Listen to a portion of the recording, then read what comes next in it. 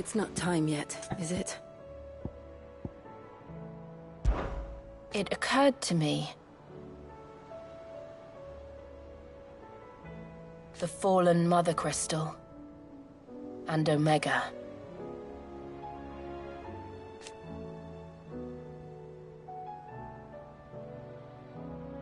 But you saved me.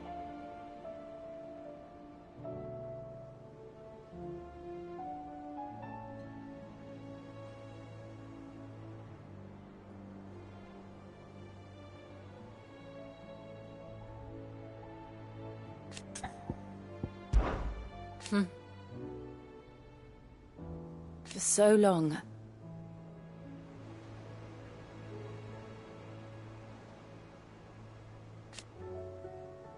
So when this is over...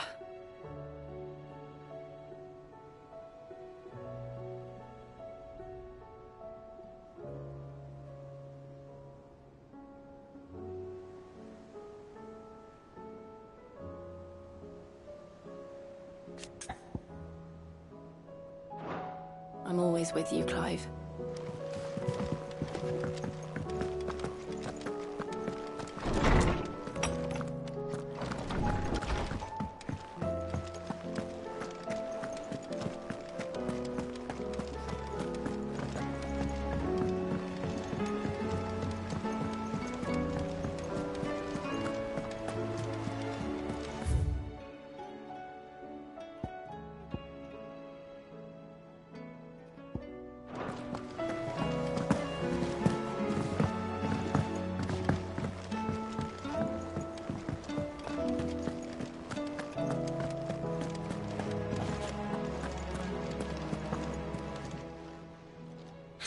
Help you today, Clive?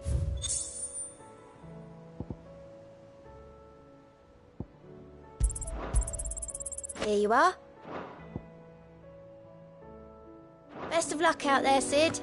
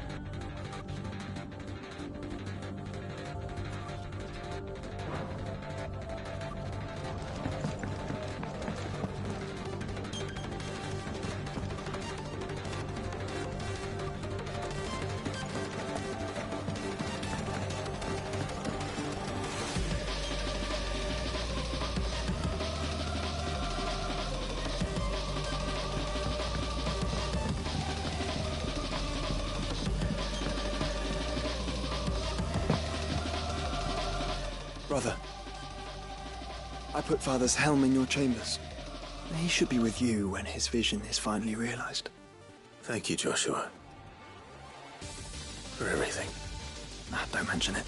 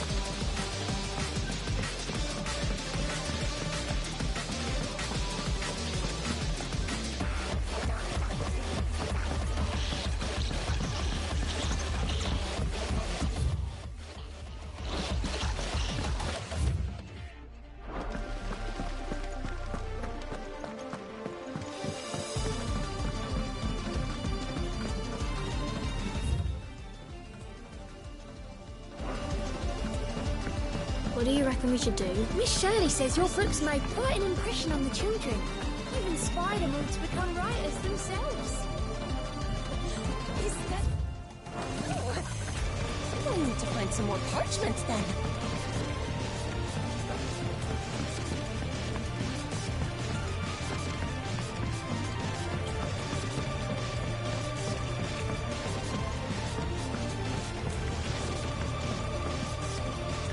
You're not leaving already, are you?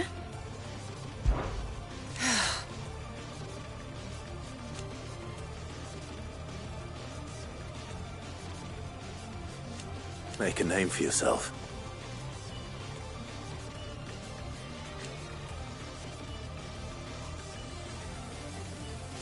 You better bloody had to and all.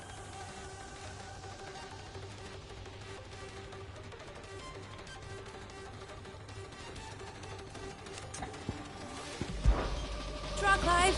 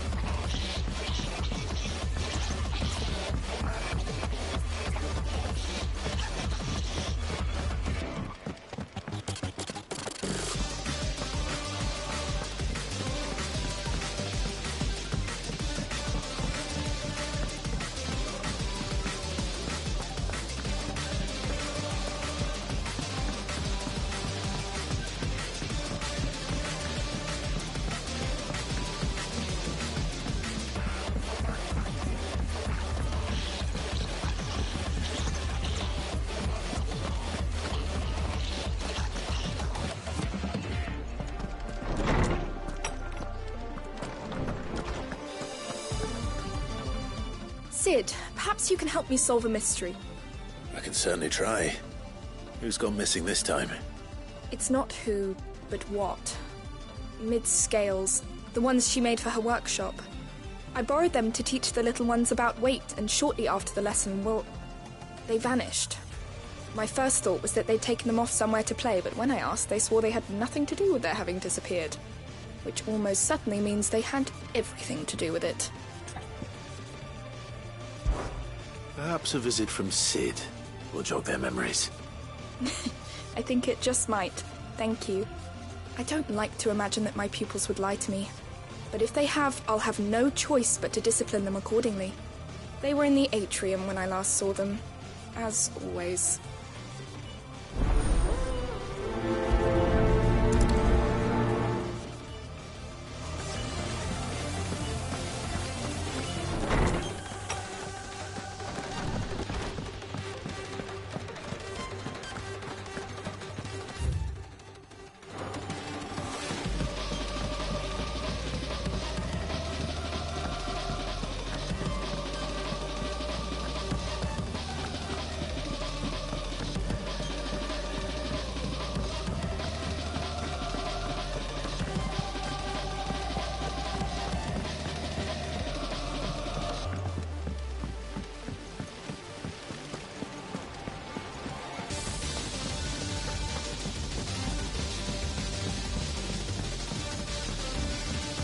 What do you reckon we should do?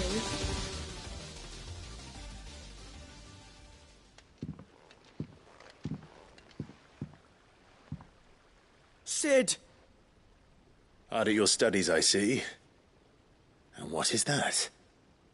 It's not a set of scales, is it? No. Of course it isn't. Well, not anymore, it's not. Oh! And just how long hasn't it been one? We're sorry. But we didn't break them.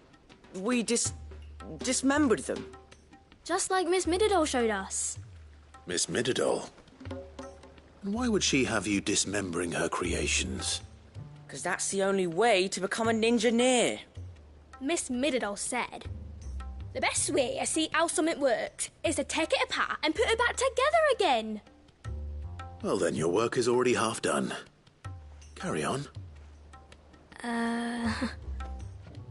About that. The taking apart was easy enough, but it's the putting back we can't work out. Speak for yourself. The heavy thing goes at the bottom. Then...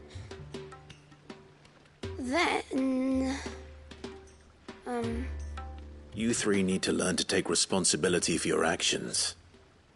So let's have a look at these parts with fresh eyes, shall we?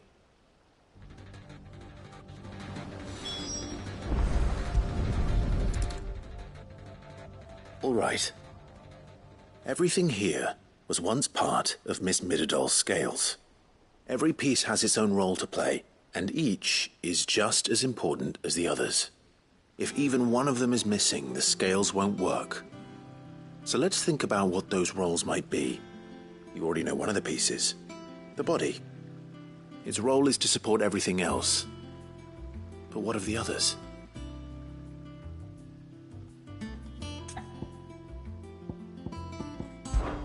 This is called the arm. Why do you suppose that is? It doesn't look much like an arm. You're right. It looks more like a wing. Like a chocobo wing! You've ridden a chocobo before, haven't you, Sid? Will you teach me to ride one day? I'll think about it. Now, what do arms do? hold things. So wait, maybe this arm holds things too? Good thinking. You're on the right track.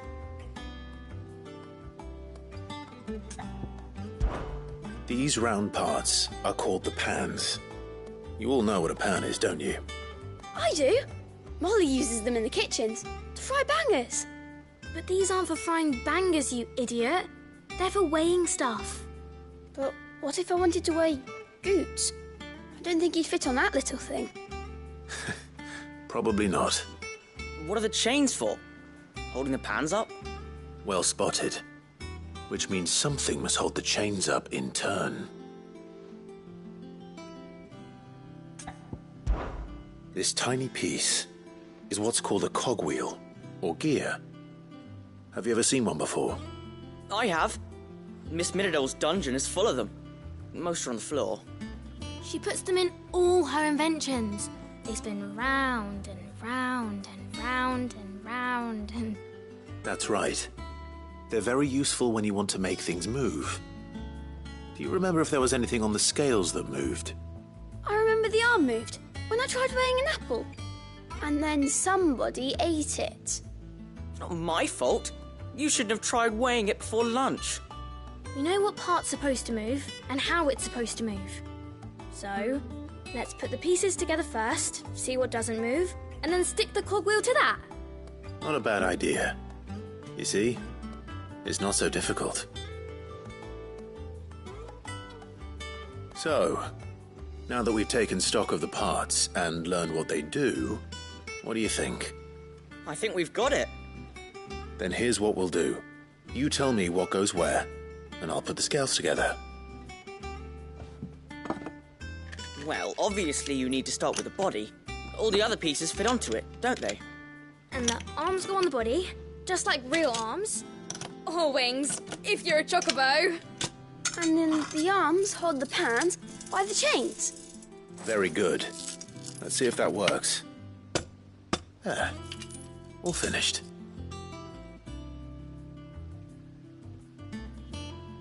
Yes! We did it! Well, with Sid's help. Oh, I just put the pieces together. It was you three engineers who showed me how. That's right. We're Miss Middledor's hairs. Her hairs? Yeah, hairs for the future. She's showing us her secrets now, so we can help out the hideaway when we're older. What do you think, Sid? Are we almost ready? With a little more help from Miss Middledore and Miss Shirley, I'd say it won't be long at all. You hear that? It won't be long. Until then, though, do try to be honest with Miss Shirley.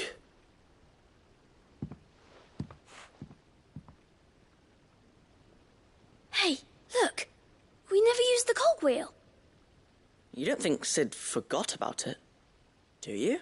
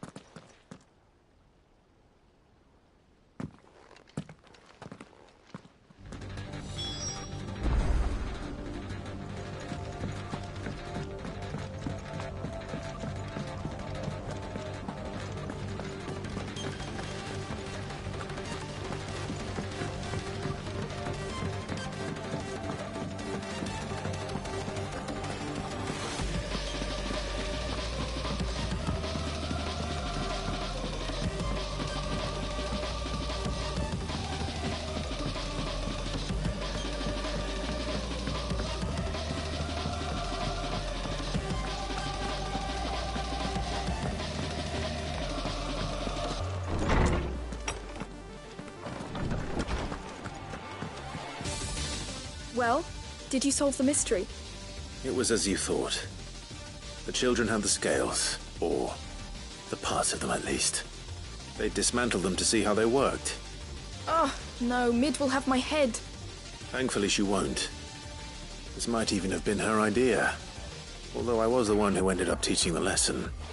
I'm so sorry, Cid. I know how busy you are. I shall see that the children are properly punished. Please, there's no need. Mid seems to have taken the three of them under her wing. She's even calling them her heirs. She'd have them follow in her footsteps. And her father's. I see.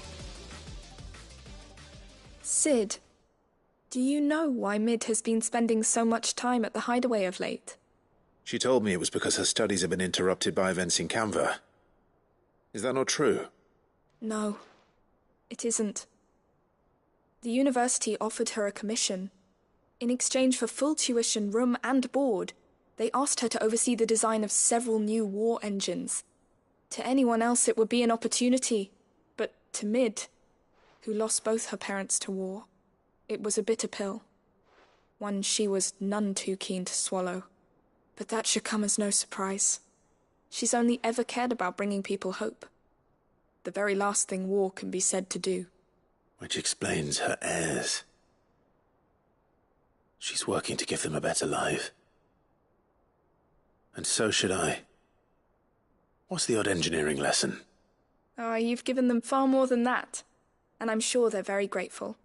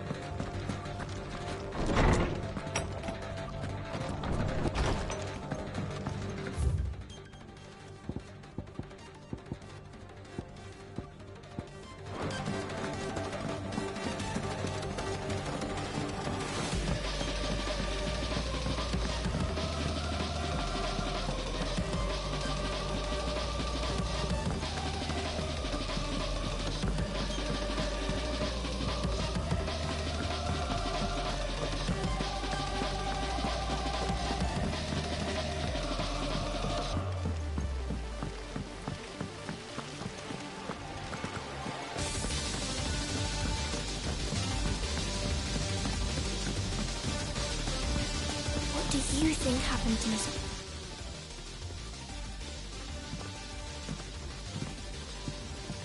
Cid! You have to help us! With what? You didn't take apart another of Mid's contraptions, did you? No? Well, yes. But that's not what we want to talk to you about. It's Miss Mididol. She's been acting strange. Very strange. She's barely ever around. When she is, she acts like we aren't even there. Her head's in a crowd. In the clouds. That's what I said. In the clouds. Well, she does have a lot on her mind. When did you last see her? Not long ago. Right after she got back from saving you from Stoneir. Then it's probably just about the Enterprise. It did take quite a battering on the way there and back. You didn't break it, did you, Cid? You really should be more careful around Miss Mididol's inventions. Don't listen to her. Even if you did break the Enterprise, you could put it back together, couldn't you? But who's gonna put Miss Mididol back together? She seems really sad. Why don't I go and see if I can cheer her up? You do that? For us? She's in her dungeon. Don't scare him. It's not a real dungeon. Thanks for the warning.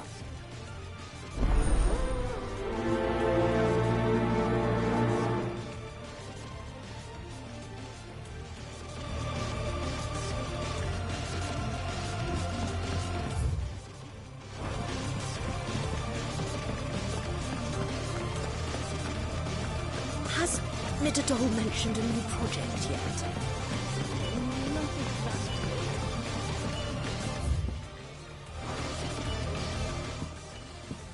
Mid, if you have a... That's it! I knew it! The answer was right here under my arse all along! If this doesn't steer to the skies, nothing will! To the skies? You aren't trying to give the Enterprise wings, are you? What else would I be doing? The children seem to think you're avoiding them. They're worried about you. Is this really so important that you need to shut yourself away from everyone? The Enterprise is already the fastest ship in the realm, and that's with the sea beneath her. But what if she weren't bound to the waves? What if she weren't bound to anything at all? It's not fair. The gods get the skies all to themselves, so I'm gonna do something about it. The Fallen had their chance, but they relied too much on magic. And see where that got them? But not me. I've discovered how to do it without. Well, almost. First I need to make a prototype. And is that a one-woman job? Are you volunteering? I'll have you know the Enterprise is my baby.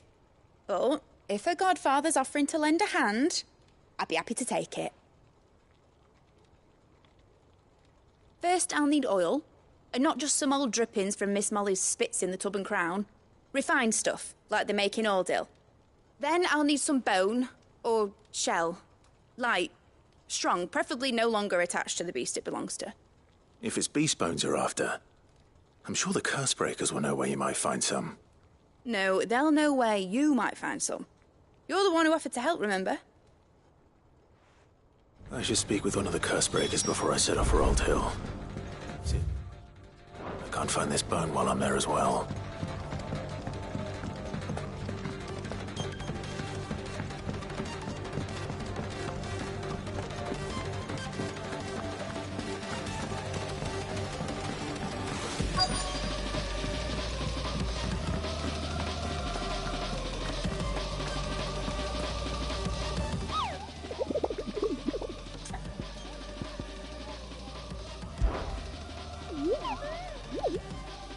You're not from the forest.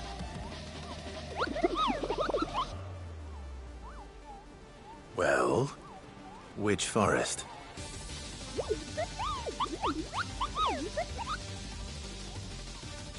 Then what were you going to tell me?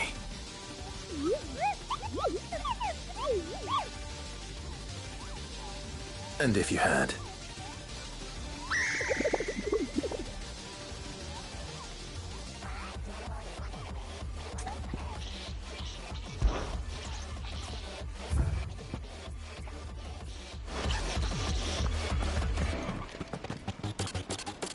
All right, Sid. Come to buy us around, have you?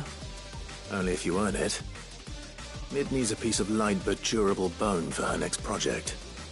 You've encountered your share of beasts on your travels across the realm. Any ideas? Most bones are the same. Whack 'em hard enough and they'll break. If it's durability you're looking for, shell will serve you better. You know what an adamantus is? I do. And I know to give them a wide berth. Will any old adamantus do? Well, with shells, the older the harder. There's a rumour of an ancient adamantus down in Karava, near Bidza, or what's left of the village anyway. But don't expect to make quick work of the bastard. There's a reason it's lived as long as it has. I'll keep that in mind. Thank you.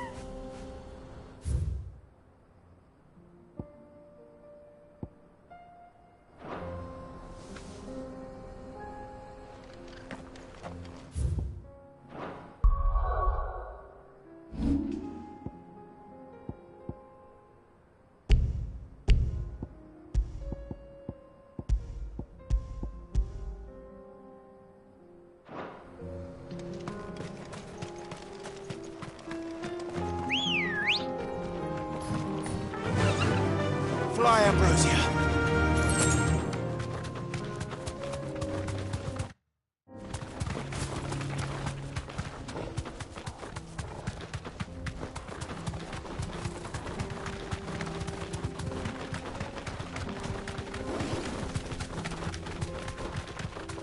Here we are again. Carava. If you were a tortoise, Torgor, where would you hide?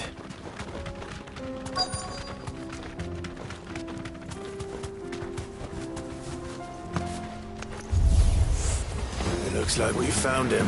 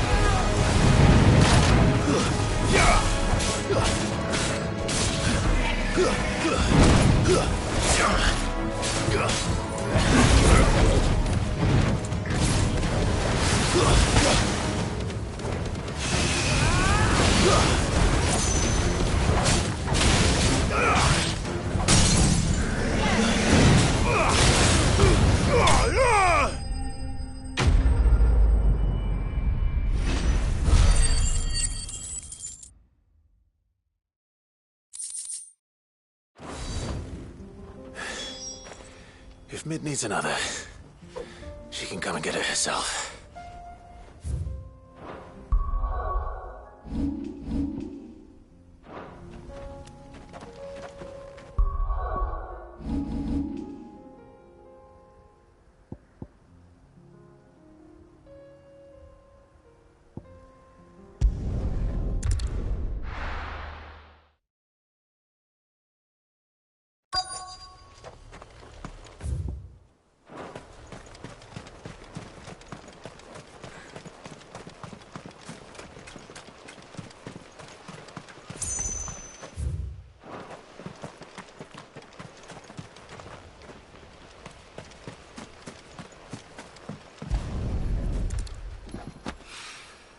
Mid's well.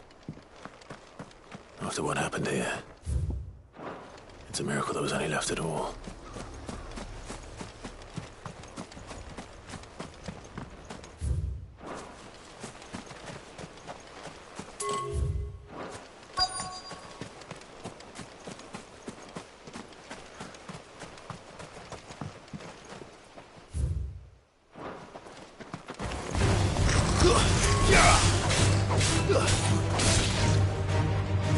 Stay down!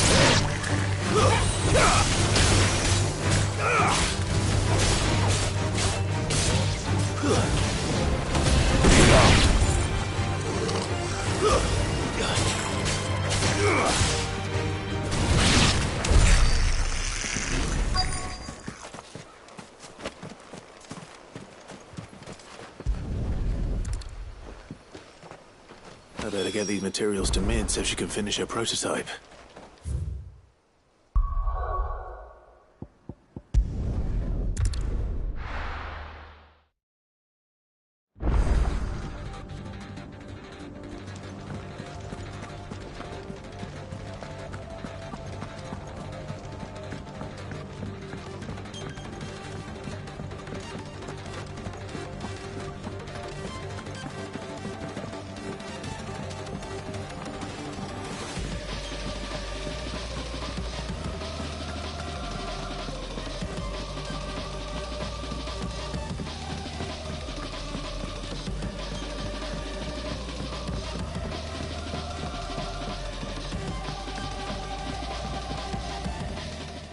Sid.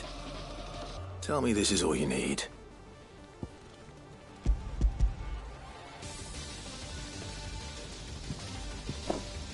Aw, you make it sound like I asked you to save the world or something. Tell me this is all you need. It's most of what I need. After you left, I went over the figures again, and I realised I'd forgotten a 1 and a 0. And a cogwheel. Just a tiny one. Though, that's the problem. Gears that small are a bastard to make, and I may have lost the one Blackthorn spent a fortnight toiling over. wait. The children.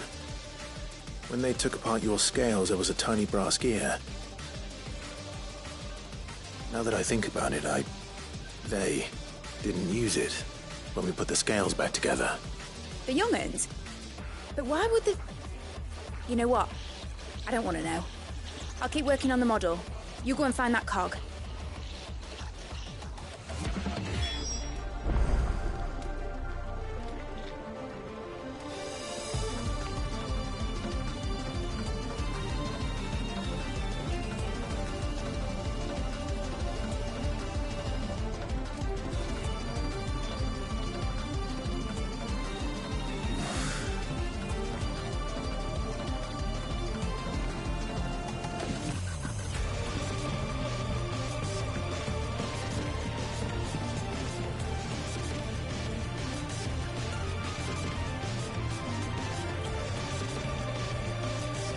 Has Midadol mentioned a new project yet?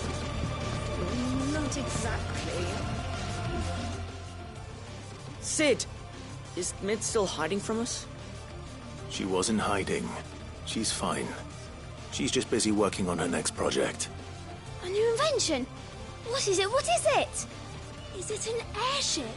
I bet it's an airship! Do you think she'll let us help? That just so happens to be why I'm here. She needs something special, something only you three can provide. A brass gear. A tiny one.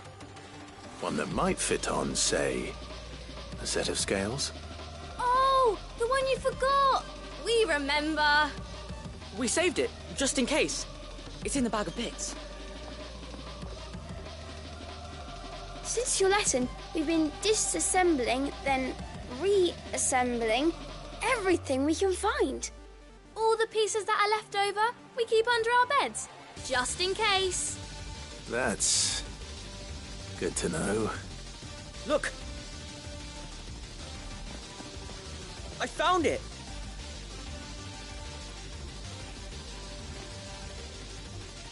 Is that all? Just the gear? We have more parts if Mid needs them. That's all for now. But I'll let Mid know about your hoard. Just in case. Thanks, Sid.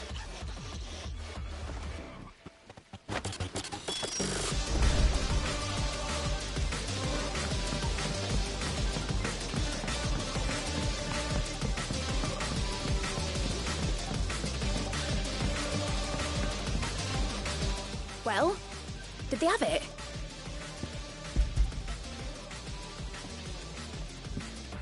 They did. And they kept it somewhere nice and safe. Will it work? Will it work? He's perfect! You're a genius, Clive. What exactly are you going to use it for? Only the most important job of all. The wings aren't going to move on their own. But with the right cog in the right place... Well, you just wait and see.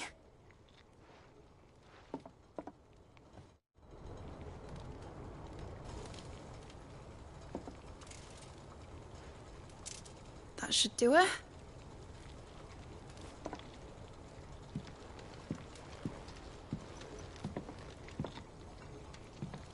Here goes nothing.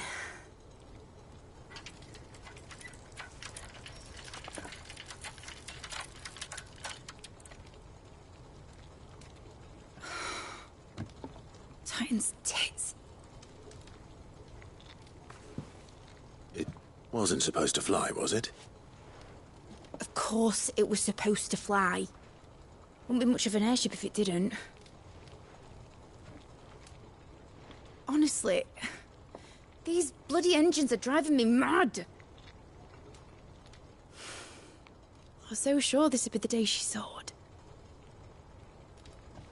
The Mithril engine was made to make dreams come true.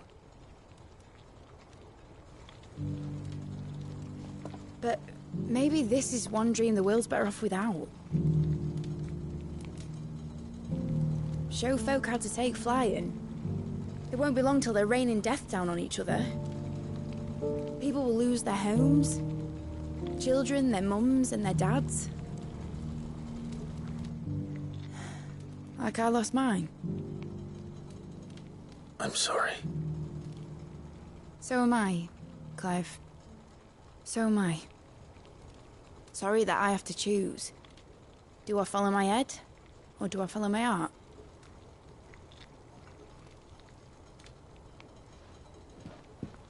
Good question. The first time I stood on the deck of your ship, felt the wind in my hair. It was like I was flying. But imagine how it would feel to actually do it. My dad always said there were two ways of living life. Chasing a dream or shuffling to your grave. And he were right. Right about a lot of things. Not that I like to admit it. People need dreams to chase. Especially in a world like this.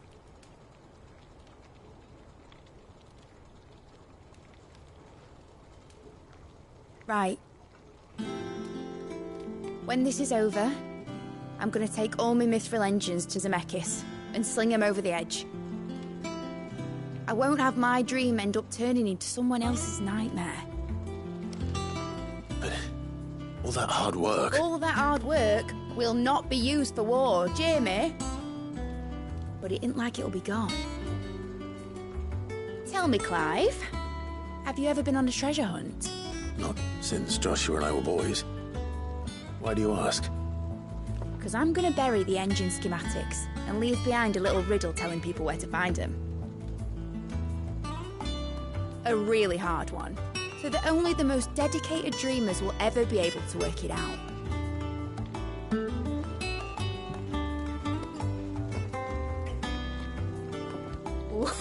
I can picture it now. Some daft general squinting at the words with a gormless expression on his mug. Like that one, yeah. Right.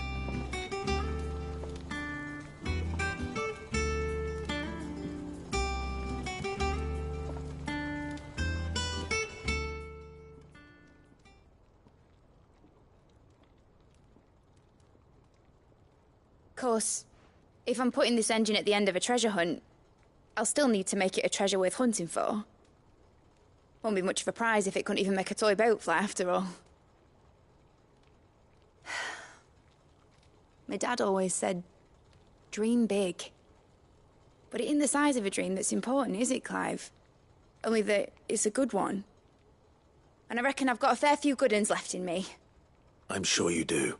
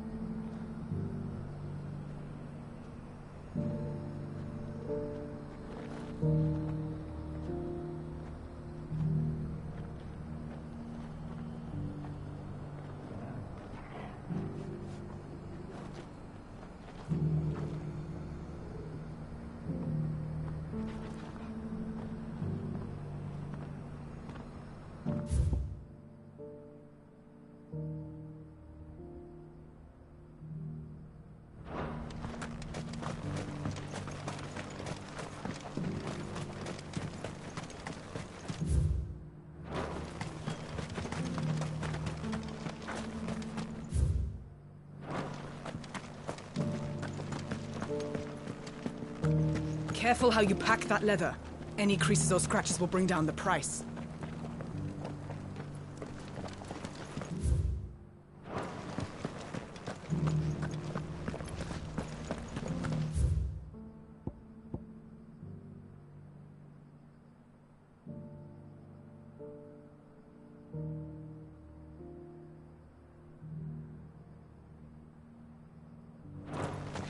You!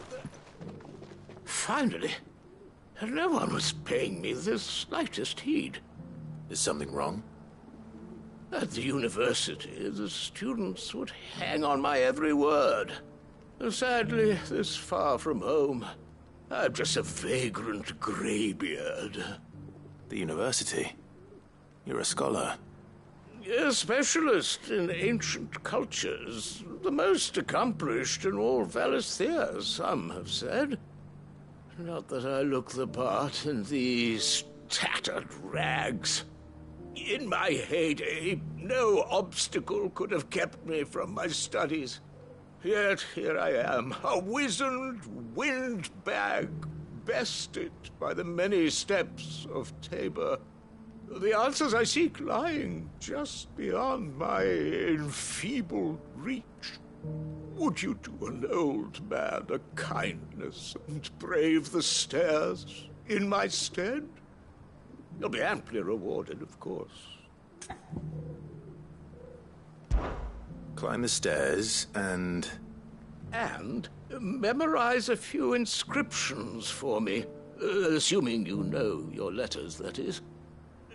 Some courteous soul is rumored to have carved clues to Tabor's rich history into stones dotted about the village. 3 of them, to be precise. 1 each to the north, south, and east.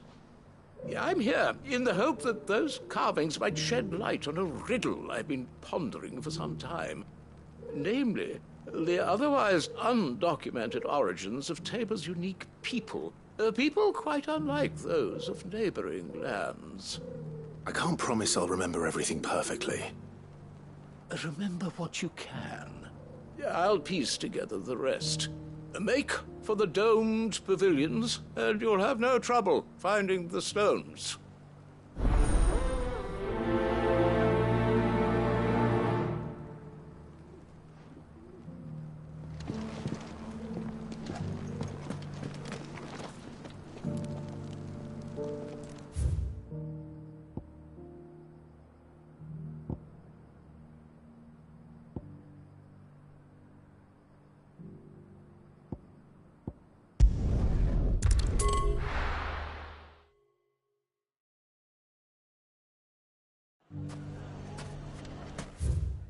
It's not going to be easy for... one man in an entire republic. Let's hope someone here's seen something. How about a few spicy sausages to cook? So, it shouldn't be too hard to find goods. After all, then.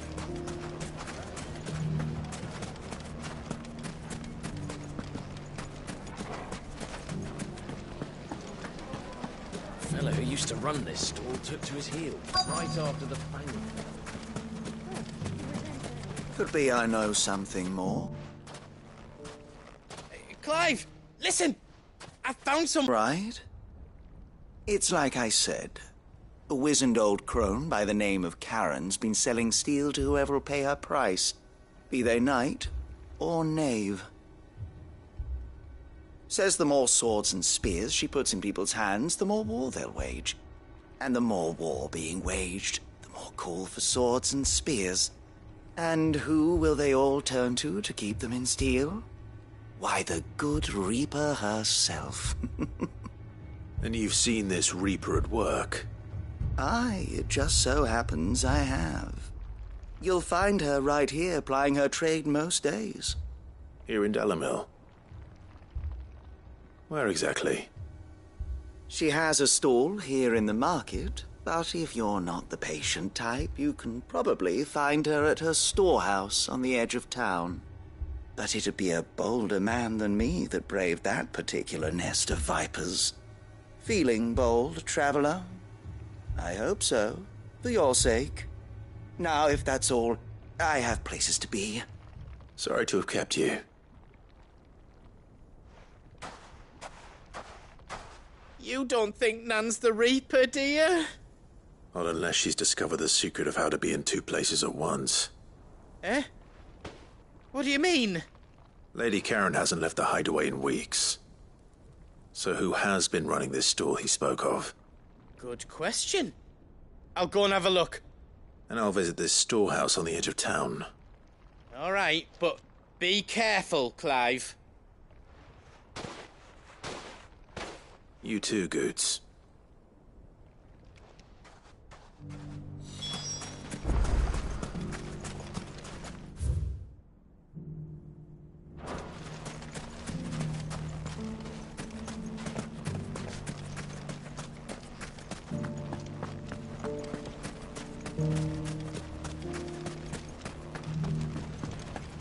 Nothing to report.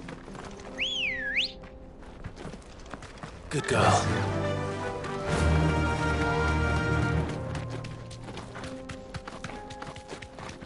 Someone's got himself in trouble.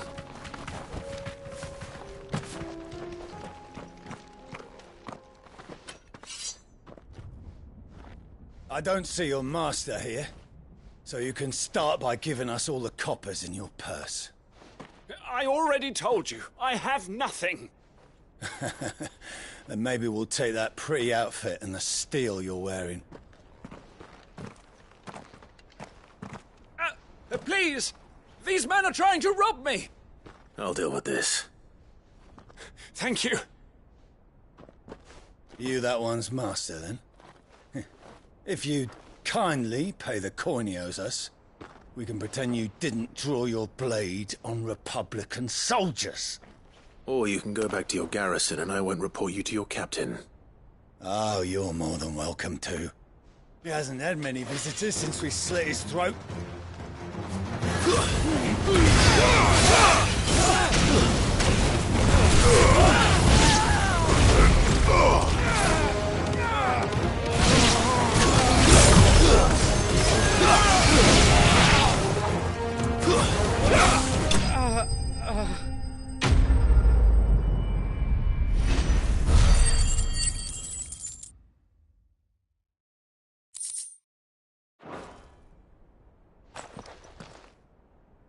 I'd expect as much from Hugo's faithful, but these were men of the fist. Much has changed in the Republican Army since they lost their rock. You've seen this kind of thing before, then? Many times. I was sent here to observe the situation. You're one of Rutherford's men. He sent me to look for you. Well, then you have my thanks. I fancy I could defend myself against one, perhaps two, but a whole regiment. I arrived in Dalimil several days ago, but when I called upon the captain of the local garrison to make inquiries, his men confiscated my effects and locked me in a cell. The captain is no more, and his men make the rules now. Fortunately, I was able to bribe my way free, only to be stopped again by those soldiers you so kindly dispatched. What of the Fist's central command? Surely they wouldn't allow such lawlessness amongst their ranks. I would imagine they are unaware of it. Most of the army has fallen back to the capital and hunkered down behind her walls. Those who weren't recalled now rule the fringes unchecked, answering to no one but themselves. Then it's worse than we imagined. You should return to Rosaria. It's not safe here. I'll find a caravan heading north. You won't mind if I borrow one of these soldiers' coin purses?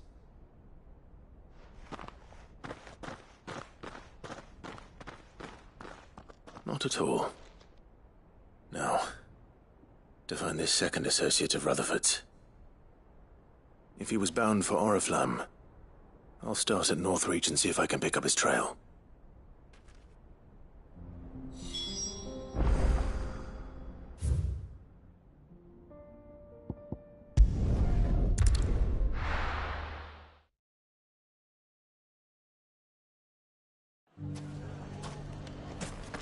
I knew I was right not to give up on Lubor. He'll make a wonder.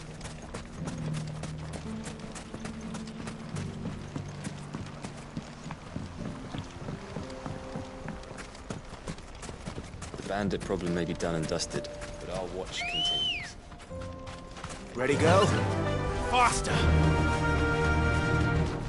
Time to brave the Viper's Nest.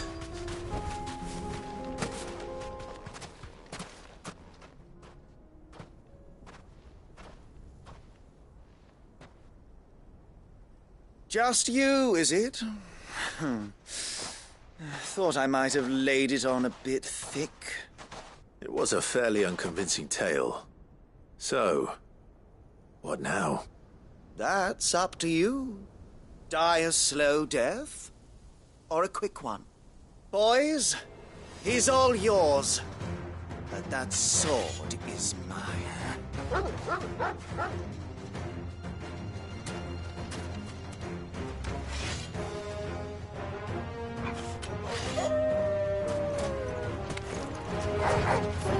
Leave now and we can pretend this didn't happen.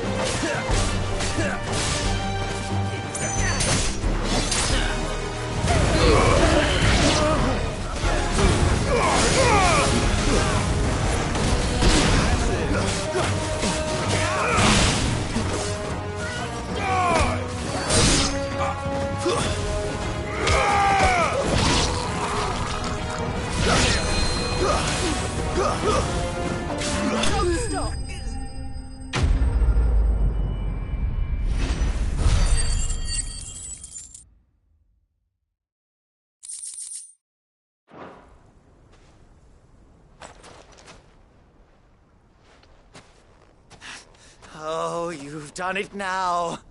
Go on. Tell me what I've done. When the Borgwyn finds out you've killed his men, he'll have your head. He only wanted that bull of a manservant, the dim one always clinging to Karen's skirts. You weren't even supposed to be here. Who the hell are you, anyway? What were you going to do to him?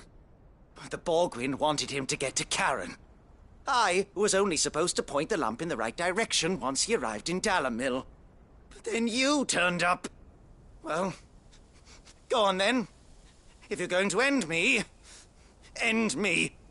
You're not worth the effort.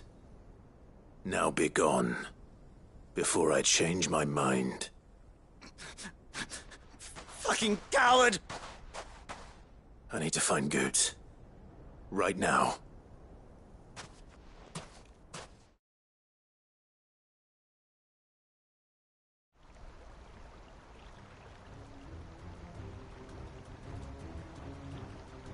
Get your filthy paws off me, you naughty-pated lout!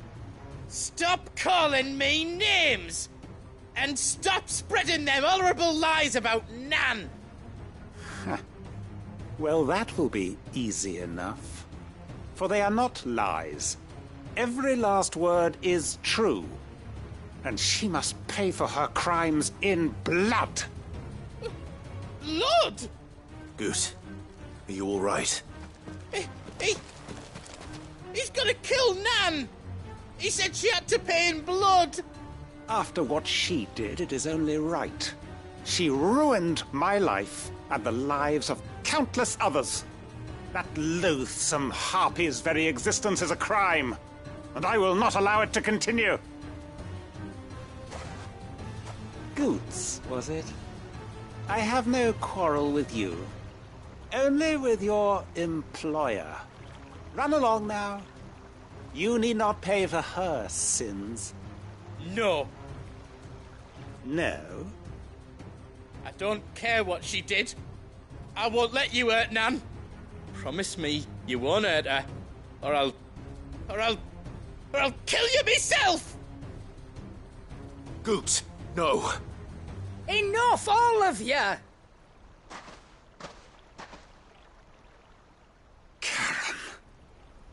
But how did you? You're a sight less clever than you think you are, the pair of you. Did you think I wouldn't notice the two of you slinking off together? Well, the whole thing got me thinking, who in Dalimil might bear me a grudge?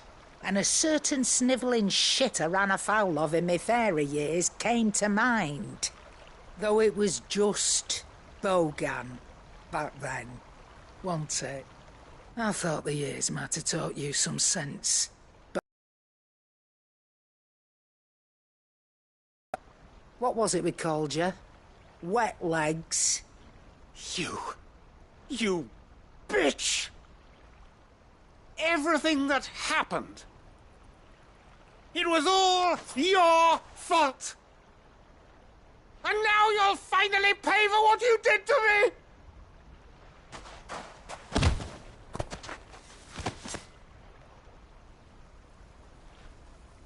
Goots, you...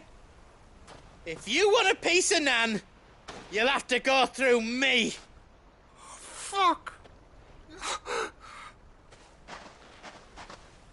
You great galoot. Out of the way, I can handle this myself. So, wet legs, you remember what you told me when we last met? An eye for an eye. Wise words, Sam. Wise words. And now, it's time to collect.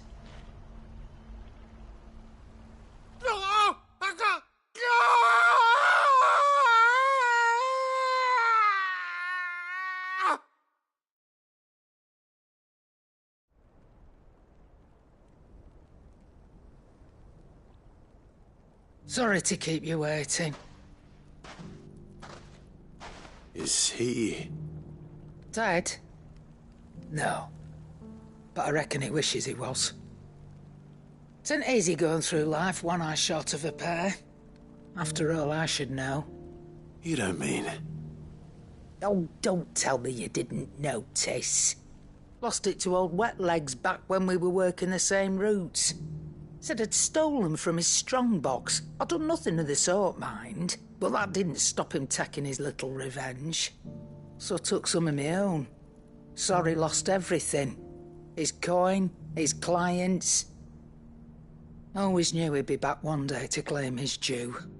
But he crossed a line dragging poor Goots into this. He didn't hurt you, did he? No, Nan. Still got all my arms, see? Legs too. But what if he comes back again? What if he does? First we take the other eye, then we work our way down. He'll learn his lesson soon enough. But something tells me the Wet Legs has learned it already. Right. Let's get you back to the hideaway. You've attracted quite enough attention already. Ta-ra, Clive. Remind me never to cross you, Karen.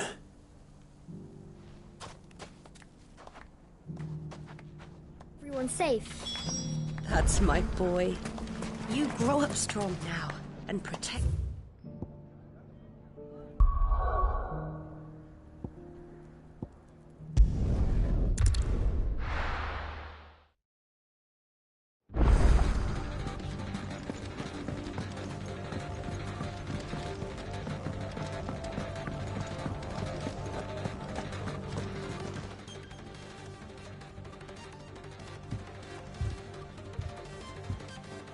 nothing like a dish of cold vengeance to foul the gut. I'm sorry, Nan. I didn't mean to make things worse. I just thought I had to protect you. Like you've protected me. Aye, well, someone had to.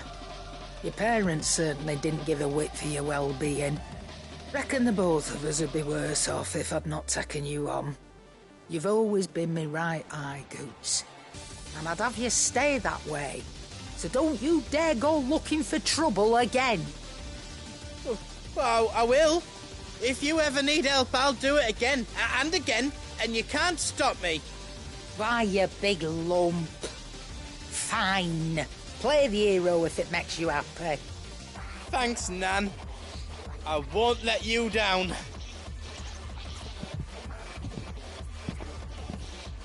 There's nothing he wouldn't do for you.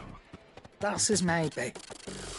But if he's ever to make his own way in life, he'll need to start looking out for himself as well.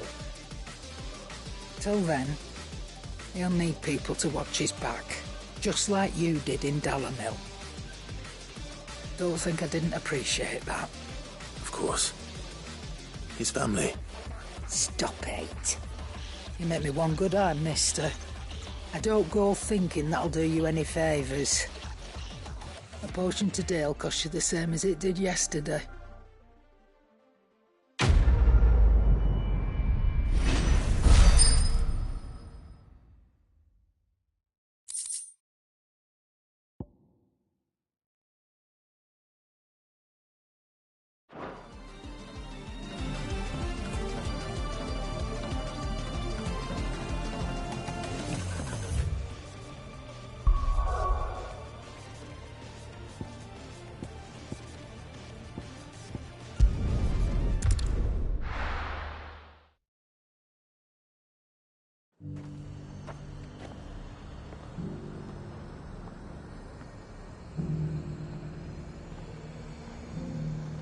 There's a lot of road between here and the capital. Rutherford's man could be anywhere. Those whites will think twice before attacking.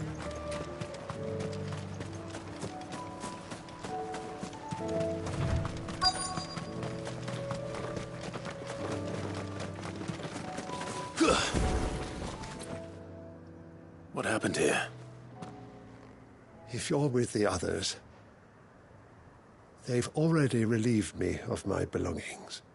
I'm not. I'm looking for someone who was sent here by a man named Rutherford. And then you found him. I am Alistair Rockford, attendant to the Lady Ariane of House Wellesley. Of the 7 high houses of Rosaria. It's been a long time since last I saw my great-aunt.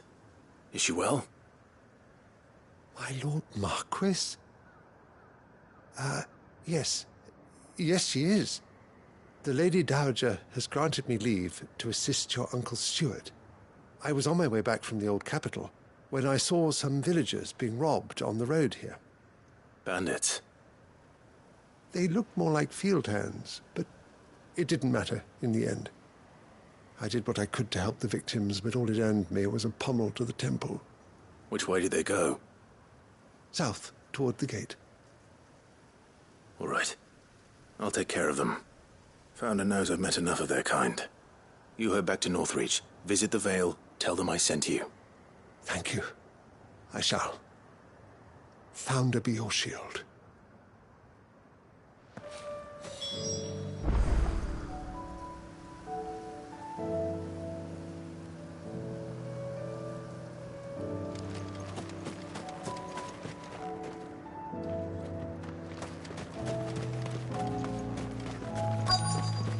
They just couldn't resist, could they?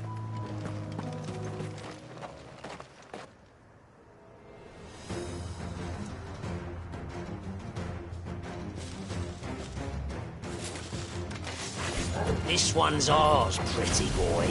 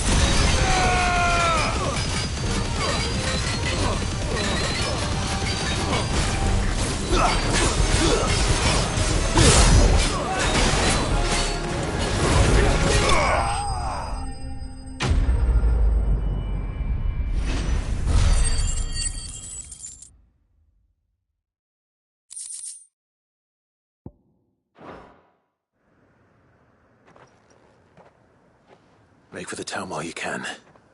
There may be more bandits nearby. You don't need to tell me twice. Many thanks, traveler. This looks to be all of them. I thought I told you to make for the Vale. And stand by as ill might befall the heir to the ducal throne. It's just Clive, and I'm fine. Which is more than can be said for you. I will survive. Strange that the garrison wouldn't intervene in such a brazen attack so close to their gates. The garrison have their hands full inside the city. Some days they don't even send out patrols. There are few hands left to work the fields, and even fewer to transport the grain. The market stalls are nearly bare, and the price for what remains is exorbitant. It's not uncommon to see a fight break out over a crust of bread. When I said the ones who attacked me didn't have the look of bandits, I meant it. They were probably just desperate. Rockford, listen to me. If you are to continue your investigation, you first need to seek the attention of a healer. Of course. I shall return to Northreach right away. But allow me to thank you first. Had you not happened along, Don't thank me. Thank Rutherford. It was he who sent me. I suppose he'll be wondering where I've got to. I shall send a Bastolus as soon as I'm able. Good day.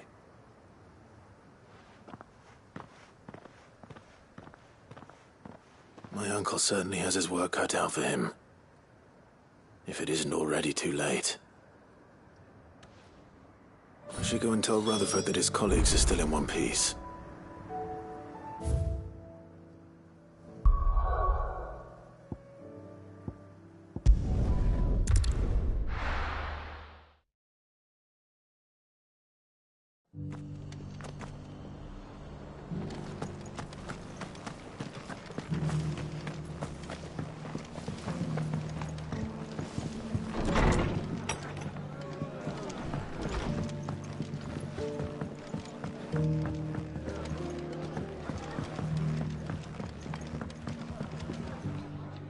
I see you're still here. The Rest's location affords a constant flow of traders, and with it, a constant flow of information. Speaking of which, I received word from both my associates. They have resumed their investigations, thanks to you. I only happened to be in the right place at the right time. They both seem to think the realm's prospects rather grim. I am afraid that grim would be putting it lightly. Storm is in crisis, and if we are to free her, we must work quickly. And we must work together. Such is your Lord Uncle's wish. As it is mine.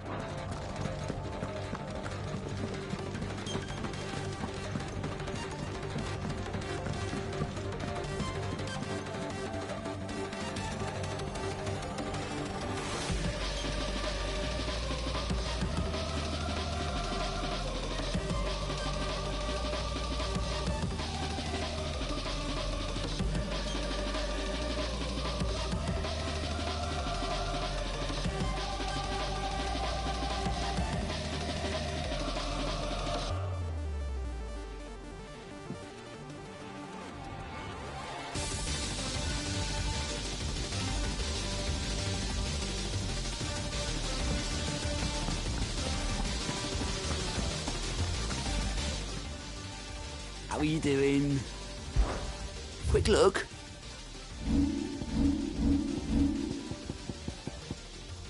Seen enough? Welcome to the Patron's Whisper.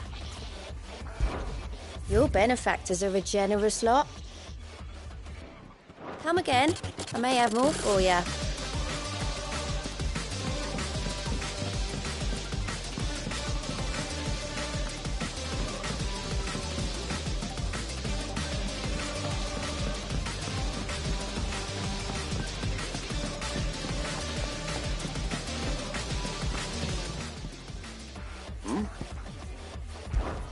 Clive, my boy!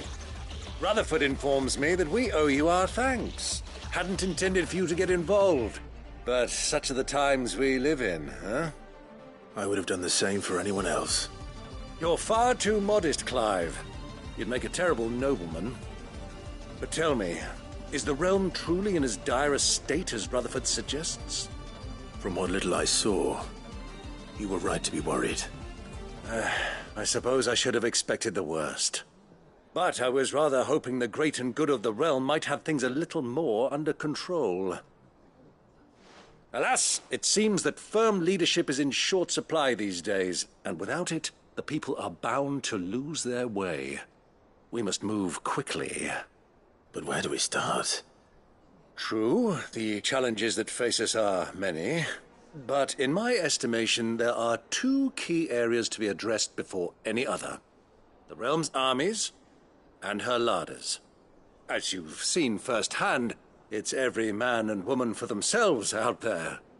Certain cities have banded together to try and maintain some semblance of order, yes, but such cases are few and far between.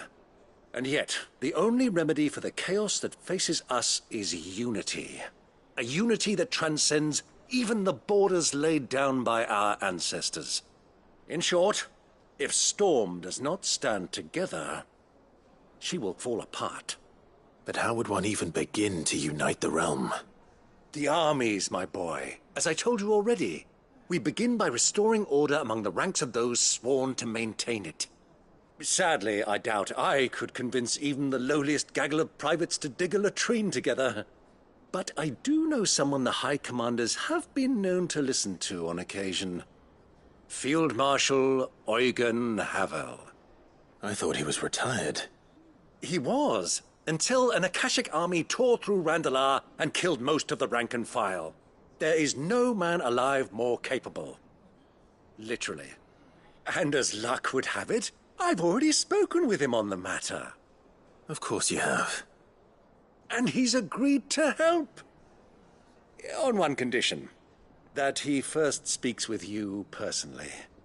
Havel has always been a man of frustratingly rigid principle, and he has certain qualms about clasping arms with, well, with an outlaw. I extolled your many virtues as best I could, of course, but the old goat was adamant that he be allowed to appraise you in person. You don't mind, do you, my boy? Of course not. As long as chaos reigns, we will never build a better world. I'll do whatever it takes. And if the Field Marshal wishes to speak with me in person, then so be it. That's the spirit. I'll leave for Randalar at once. Would you send a Stolas? Of course. Rutherford is already in the Dhalmekian capital. I'll have him tell Havel to expect you forthwith. Excellent. Thank you, Uncle. No, thank you, Clive.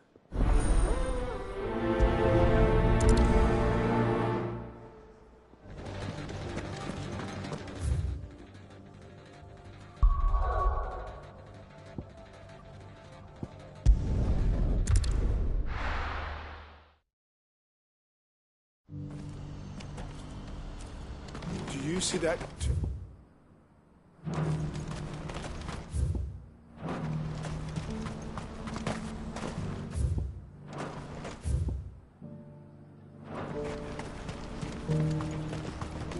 Papa? What is it? Oh, please, just make it stop. I'm scared.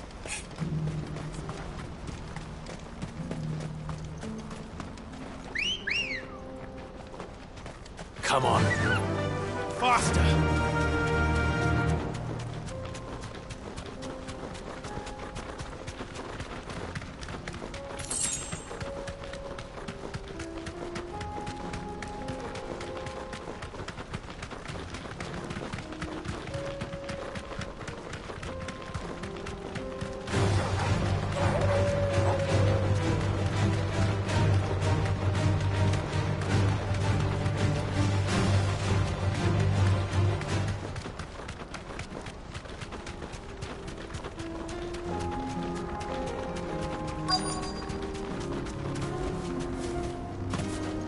Can't be Rutherford, can it?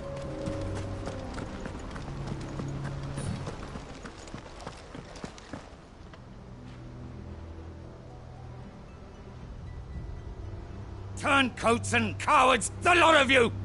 If it's a fight you want, it's a fight you shall have! Allow me. I don't need your... Please, Field Marshal, oblige him. This won't take long.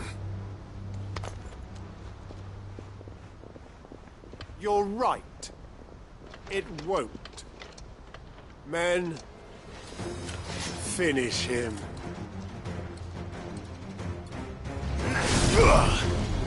Odin!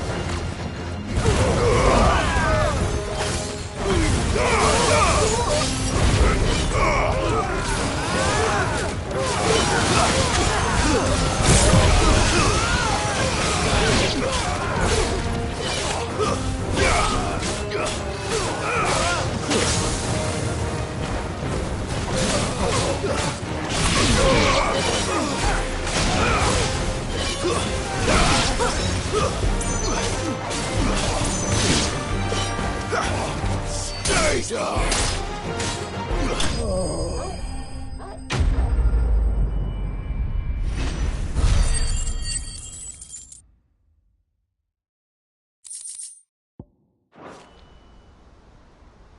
A little longer than I'd have liked.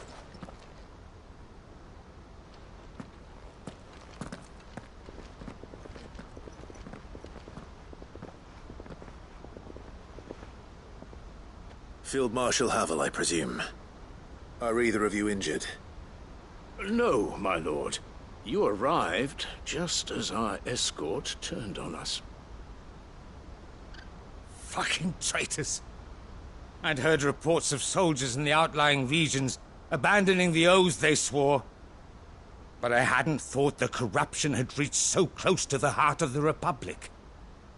It's a fucking disgrace. Your interfering old bastard of an uncle tried to warn me, of course. My lord Marquis. Or is Sid the Outlaw more to your liking? Call me what you want.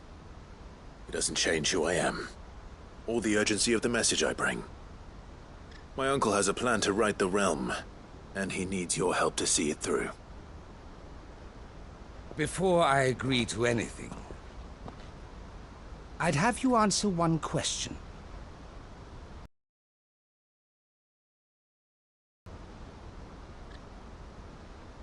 I won't deny that I might benefit from further chaos. But I seek a new beginning for all of us. And while the choices I've made may not always have been the right ones, I know I made them for the right reasons. For so long, so many of us have been told how we could live, how we could die, when it should have been our decision all along. Now we have a chance to put things right. But in order to take it, we must stand together, even if it be beside those with whom we don't see eye to eye.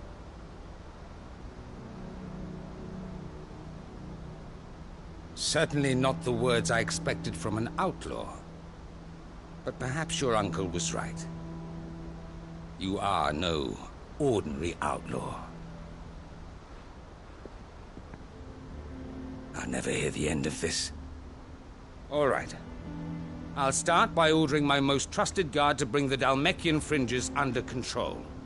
Next, I'll make contact with my counterparts in the Imperial Army and see if I can't convince them to try and restore order in their own territory. Thank you, Field Marshal. But they are not the only ones we will need to convince. What do you mean? I don't doubt that I can bully some sense into a few generals, but those they answer to require a different kind of persuasion. And when it comes to honeyed words, well, we will need an envoy. One who can court even the most stubborn of statesmen. You, perhaps. I'm flattered. But I'm no diplomat either. And I have other problems to attend to. What we need is a skilled arbitrator. And I may know just the person. Is that so? And would he happen to be an outlaw too? Of a different kind, perhaps. Well, beggars can't be choosers. I suppose we'll all have to find a little of the outlaw in ourselves if we're to make it through this. Very well. Send your man to me right away. I shall.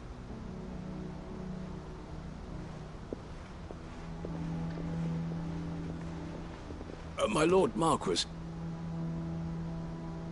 Your Lord Uncle bade me escort the Field Marshal to his manor in Port Isolde. And I will see that my associate joins you there. Very good, my lord.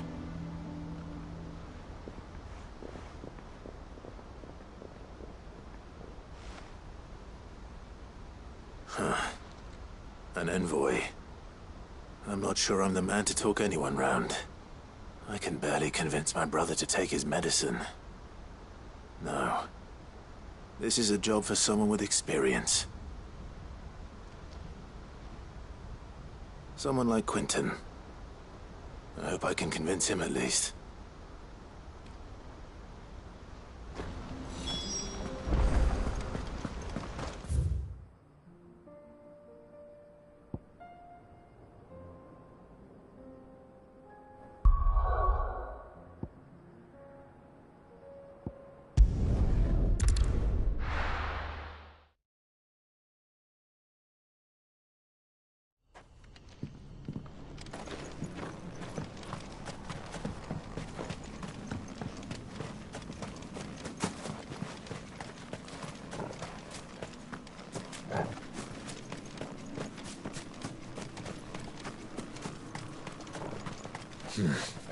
Not here.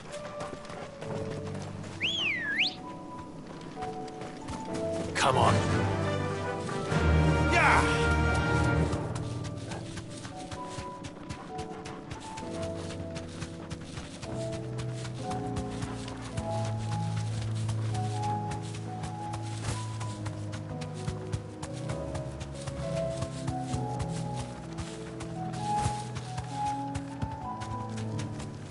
Back to the stables, girl. Quentin, I have a proposal for you. Do you now? Something tells me you'll be asking more of me than a cask of Gotand gold. Go on, then. Propose.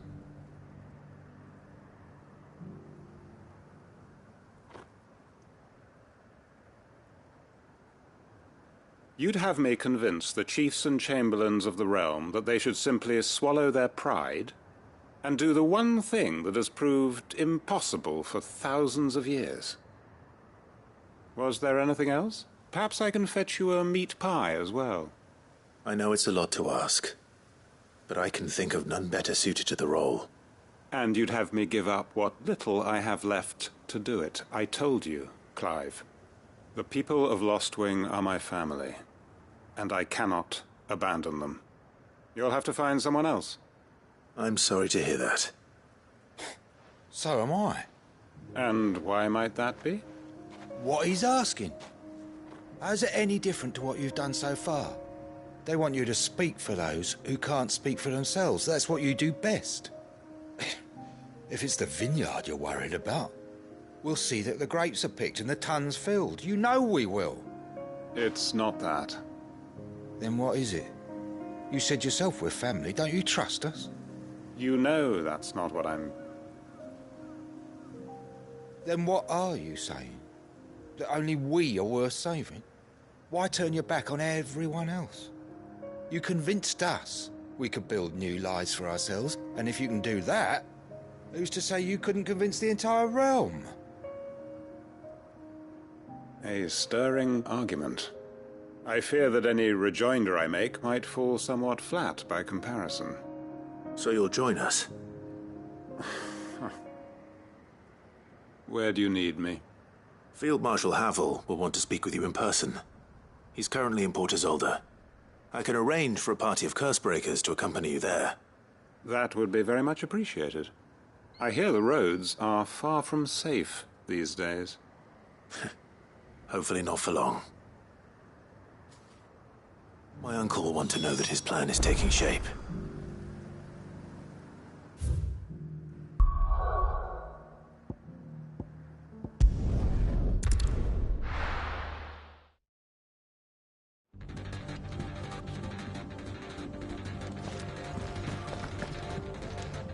Uncle, I bring good news. The Field Marshal has agreed to your plan. Ha! Of course he has. I didn't doubt you for a moment, dear boy. Rutherford is accompanying him back to your manor in Port Isolde as we speak. They will await your return there. As will one other. One other? Who, exactly? Lord Havel was concerned that even if he could get the realm's armies to agree to an accord, he might not be as successful in convincing those with political power. He asked if I might have a solution, and I suggested a certain Imperial Lord Magistrate turned Liberator. One of your co-conspirators? Master Quinton would probably call me one of his, but yes. Another outlaw, then. Just the thing we need to put these rotten politicos in their places. Good thinking, Clive. I'm glad you approve. The more the merrier, eh? Uncle, assuming Havel and Quinton can solve our problem with the armies, you still haven't mentioned how we might manage the grain shortages. Oh, don't you worry, my boy. The 7 high houses will be seeing to that. They have all agreed to make the most generous of donations. Oh, of course, it did take a little persuasion.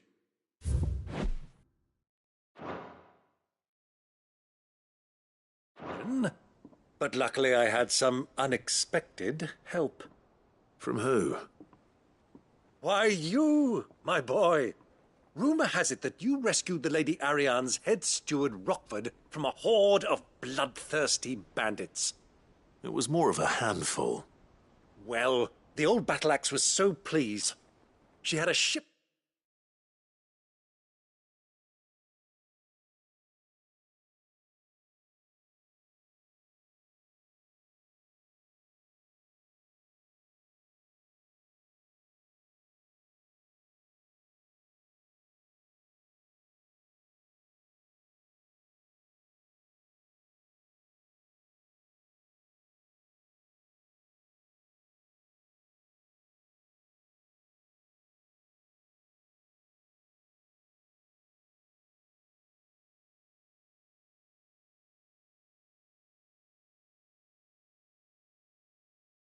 Load of talents delivered to my private docks by the next new moon.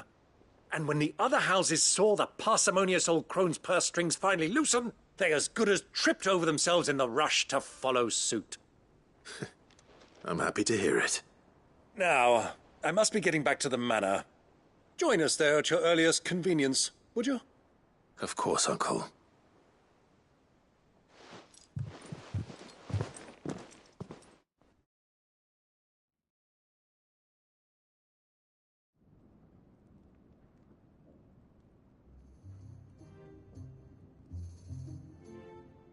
And how, pray tell, will we get that grain to the capital if the roads are still overrun with Akashic? You'll find another bloody road. I only have so many men, and I'm not about to send them headlong into an ether flood. That is, unless you'd have them turn as well. Well, I'd certainly eat less. Says the man with a belly bigger than a band of curls. My soldiers actually need their rations. Without any food to keep them going, they'll be dead even before you've sent them on your fool's errand. If I may, gentlemen, perhaps I might suggest an alternative approach. Though supply routes are indeed disrupted, there is no shortage of ships, Indeed, they bob away in every bay from here to Randalar, awaiting a safe haven. Allow them to make port and fill their bellies full of grain. And once those who crowd the cities are fed, ferry the displaced back to the countryside to work the fallow fields.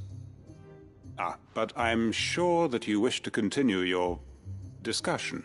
Forgive the interruption. Two such firm friends as yourselves need no help from the likes of me.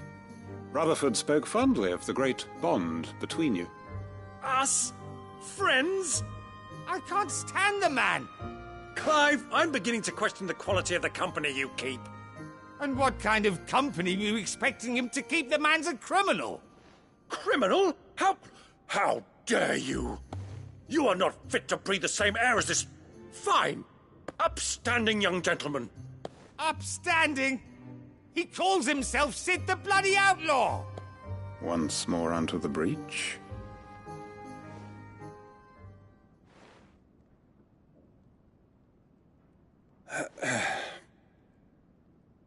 Shall we begin again? What we seek here is not to create a new nation, nor to claim the thrones of those that already exist. We wish simply to bring stability to the realm that mankind might weather the current storm. And to do that, we must convince those in power, the generals, the statesmen, the nobles, that our cause is just. There will be disagreements, yes. And I imagine some resistance, much resistance. But we cannot let that deter us. If we show them the path, show them that we walk it ourselves, then I am confident they will follow. The fate of the world lies in my nephew's hands, but the well-being of her people lies in ours. And we must not squander the chance that Clive has given us. Uncle Byron, Now, with that settled, let's move on to the signing of the Accord. For what great moment in history hasn't been accompanied by a little ceremony?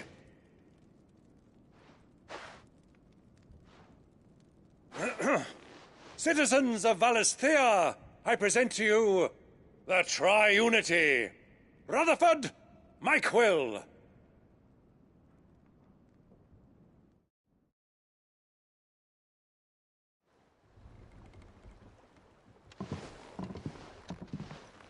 Well, my boy, the stage is set. That it is.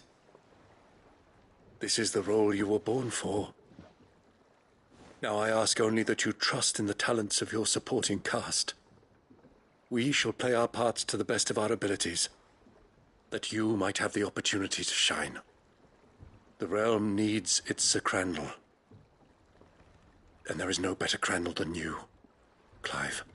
I want you to keep this signed accord as proof of our faith in you. I will. Thank you, Uncle.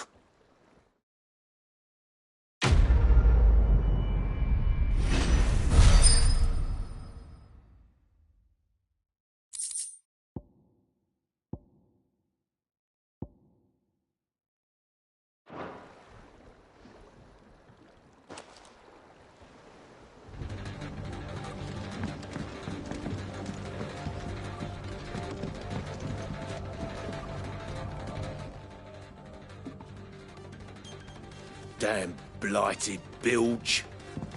Is everything all right?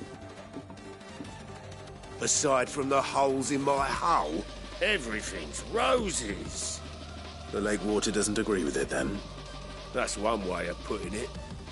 And unless you got some grand scheme to suck the black from the lake like we do in the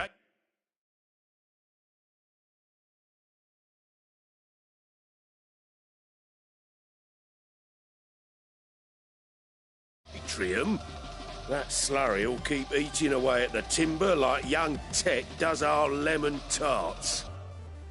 Suppose a coat of pitch might stave off the rock for a moon or so, assuming we had any pitch, which we don't. Bloody more. Doubt the old tub's got more than a dozen runs left in him.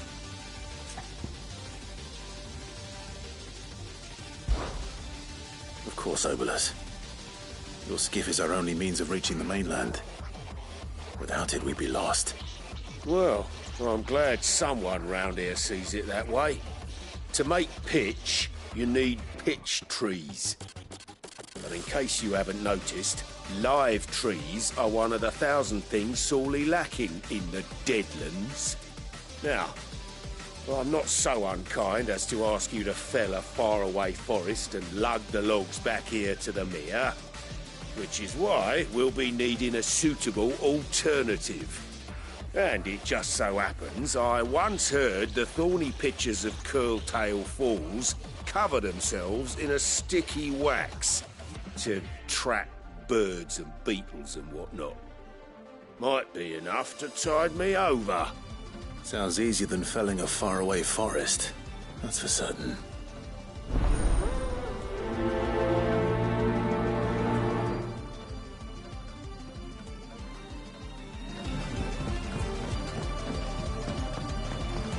What do you think that thing? How the hell is Sid gonna deal with that?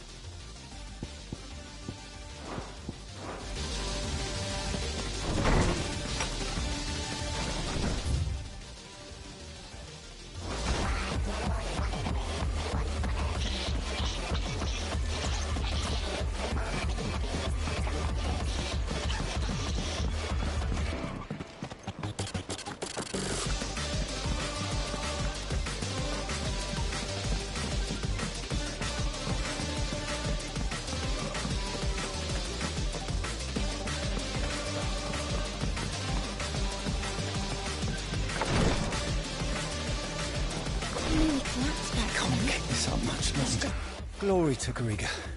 There you are. And not a moment too soon. What's happened? Taya's busy working herself into an early grave. Since the arrival of her latest patient, she's refused to stop, even for a moment. I've tried offering to see to him in her stead, but she won't hear of it. Clive, she hasn't left the infirmary in days. She's pushing herself too hard. And if she doesn't rest soon, will you talk to her? Order her to her chambers if that's what it takes. Because if she keeps this up, I fear the hideaway will be without its best physica before too long. I know better than to order Taya to do anything. But I'll speak to her. Thank you. I pray you have better luck than I did.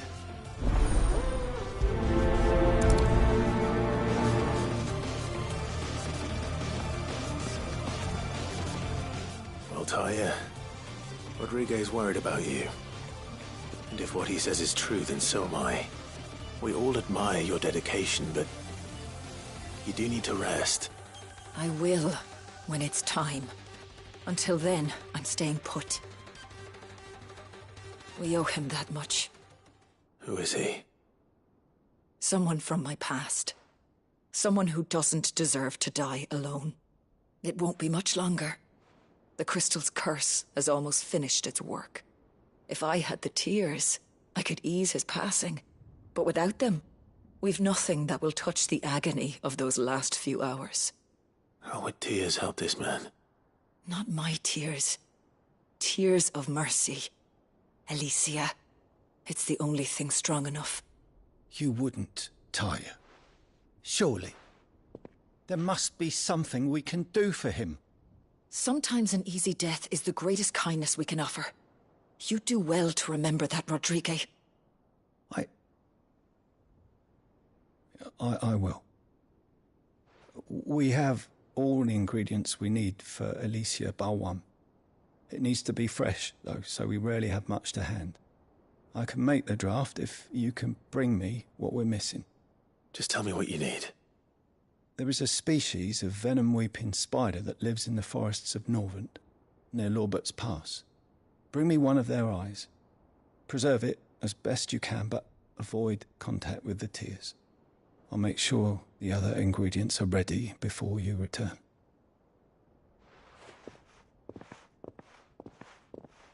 Thank you, Clive. I won't forget this.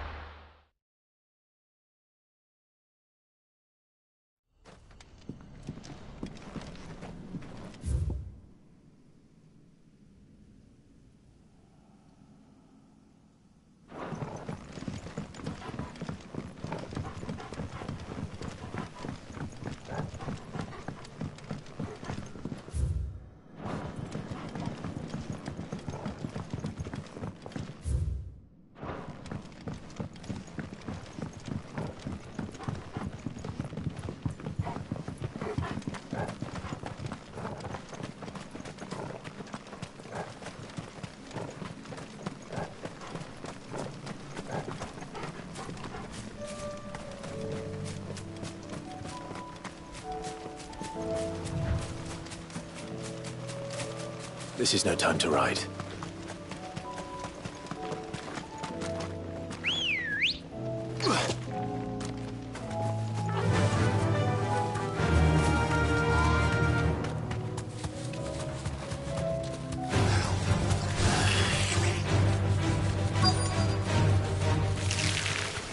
Rodrigue could have mentioned his spiders would be the size of curls.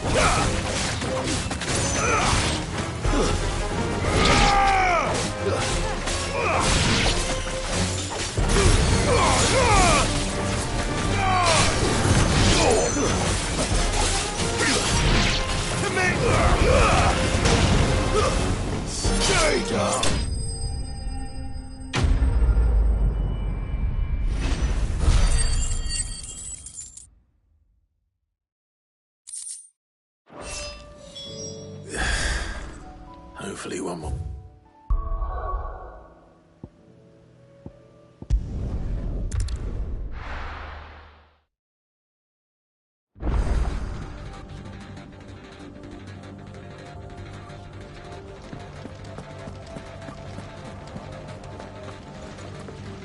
There's something about it.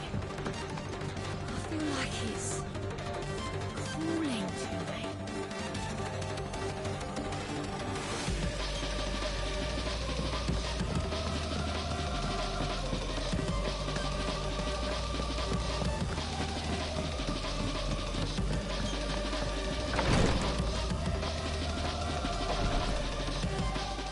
Thank goodness you're back.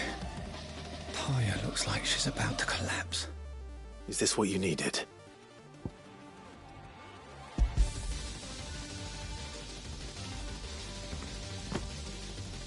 Yes, it is. Thank you, Clive. I'm loath to give a patient Alicia, but Taya's right.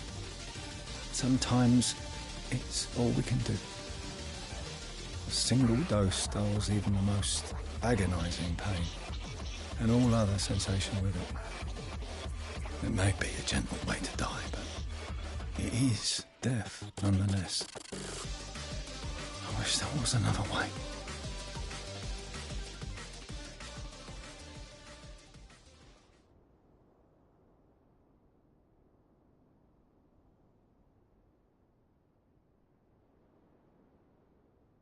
How are you feeling? Light, mid-here. Drifting on waves. Good. Just relax. Let the waves carry you to a better place. Thank you, Taya. I'm so proud of you.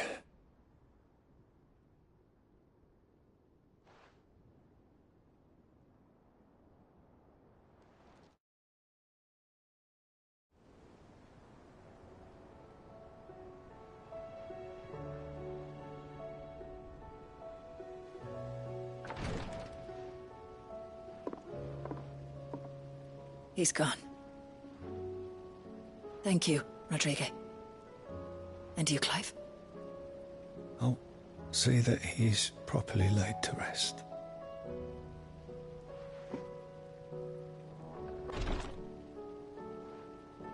The man you helped today was my mentor, back in the Southern Isles, on the front lines of some meaningless war. I was still a child when they shipped me to their triage tents, to treat the wounded with my gift. But in such blighted lands, I was next to useless. Until he taught me the true physicker's art, that is. An art we would be lost without. Tears of mercy were his gift to the bearers of the world. A respite from the agony of the curse's end. And a kindness Sid would have approved of. You know as well as I what life is like for a bearer soldier. Marched from one battle to the next, never knowing which might be your last. A commander may care nothing for the bearer spent in his service, but my mentor's gift gave the dying one fleeting moment of tranquility before the end. I've no tears left, Clive. I've seen too many of my friends taken. Something needs to change. And we need to be the ones to change it. And we will. I promise. I hope so.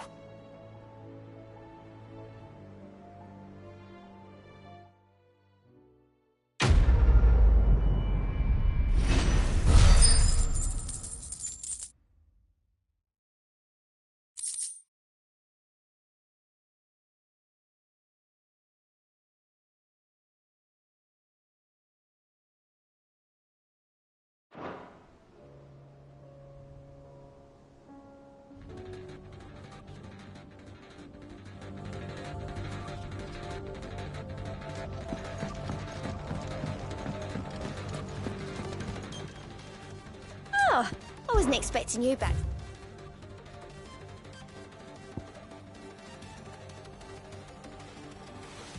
All done?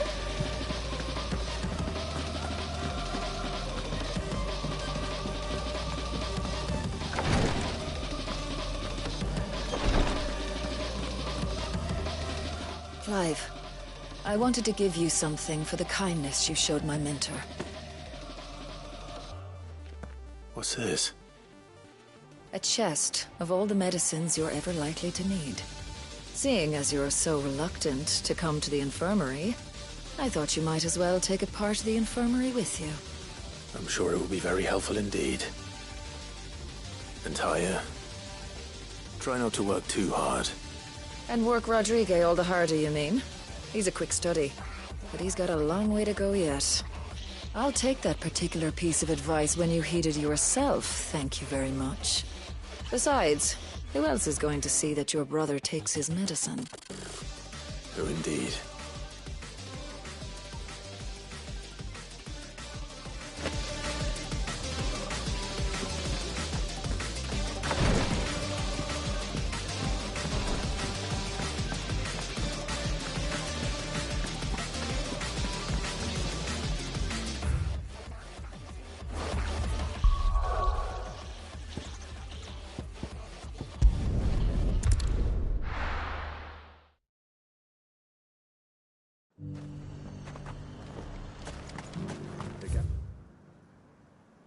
Person said they take another 100 of me pitch pots.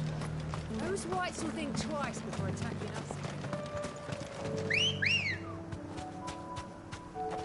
Ready, girl?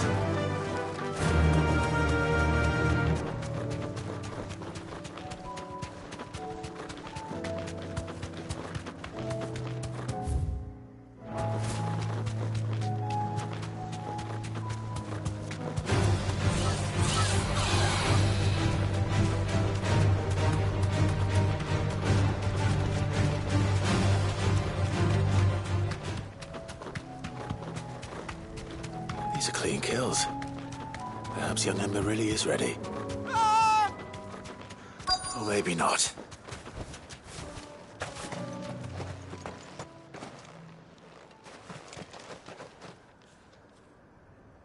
Damn it.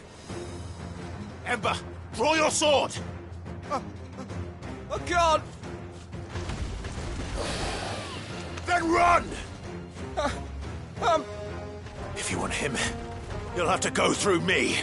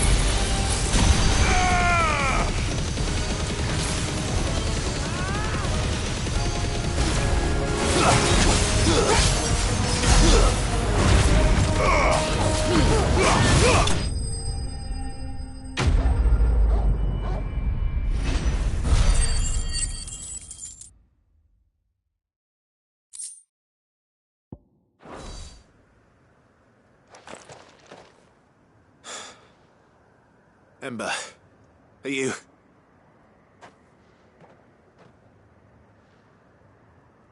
Gone. Of course. Scouts really are a rare breed. Back to Northreach it is then.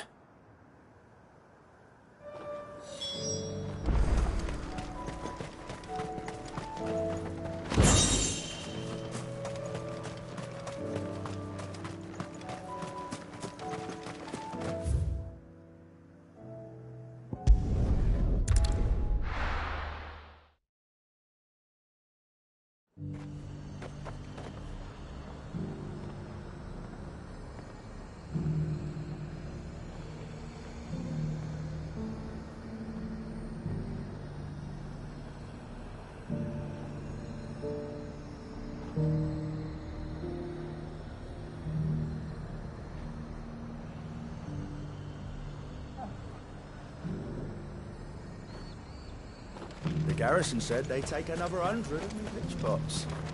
Those whites will think twice before attacking us again.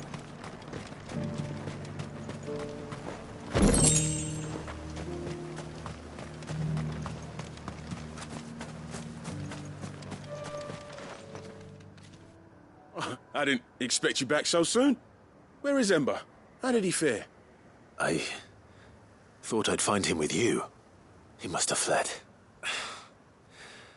I followed him to Eastwatch, where I found him being set upon by a wild Avis. He was just standing there. Didn't even draw his sword. I had to step in and take care of things. But by the time I had, he was nowhere to be seen. I assumed he'd set off in your direction, but apparently not. Oh, I'm sorry, Sid. I knew the boy had a nervous streak, but he seemed like... The right man for the job? I believe this is the logbook you tasked me with retrieving. Eh? How did you... Don't you tell me you breached the tower while Sid was busy saving your skin. What? Wasn't that what you asked me to do? To bring the thing back without getting caught? He has you there, Nazaire. And he did it all on his own. But Sid, he did what he thought was best. And now I have to decide whether I agree. Of course. We'll await your evaluation back at the hideaway. Don't you leave my sight. Yes, Sergeant.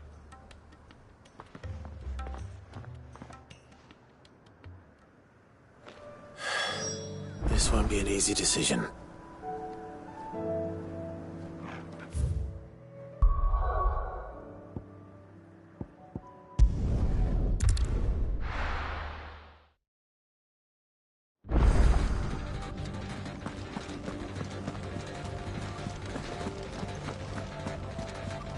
You should have... Welcome back, Sid. Welcome back, Sid. Yes. Welcome back. Trip wasn't too much of a pain in the arse, I heard. Truth be told, it was me who suggested roping you in to help with the trial. But from what I hear, things didn't go quite as planned. No, they most certainly did not.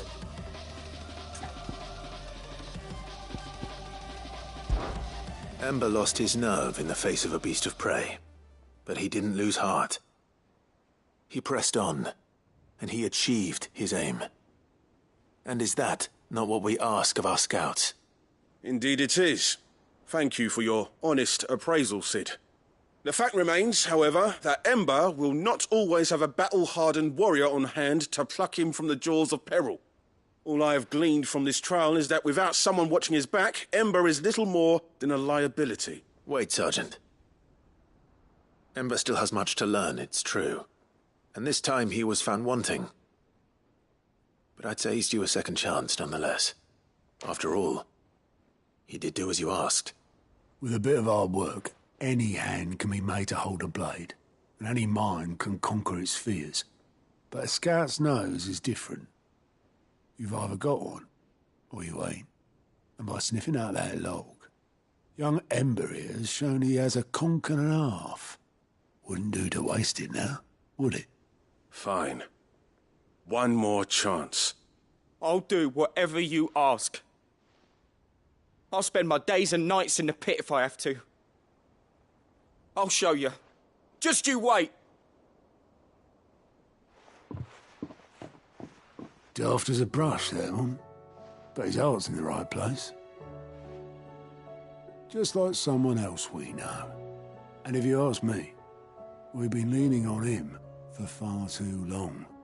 That time the Cursebreakers took some of the weight off his shoulders, I reckon. It couldn't hurt. Just don't tell Gav I said so, will you? I won't have him thinking he's been hard done by. Next thing you know, he'll be asking for a day off. Chance would be a fine thing. Back to work. Forgive me, Sid. This did not play out as I expected. Things rarely do these days. But that's why we need men like Ember more than ever. Men who can make the best out of a bad situation.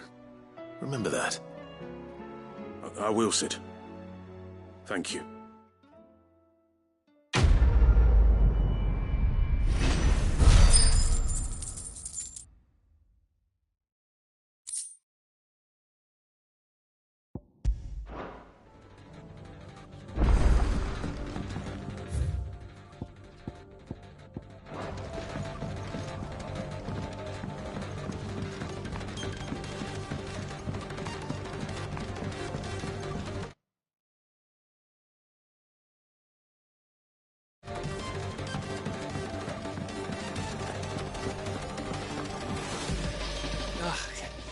You alright? Something troubling you? No more than usual. It's just... Etta's baby will be coming soon, and I wanted to make something for it. I'm sure she'd like that.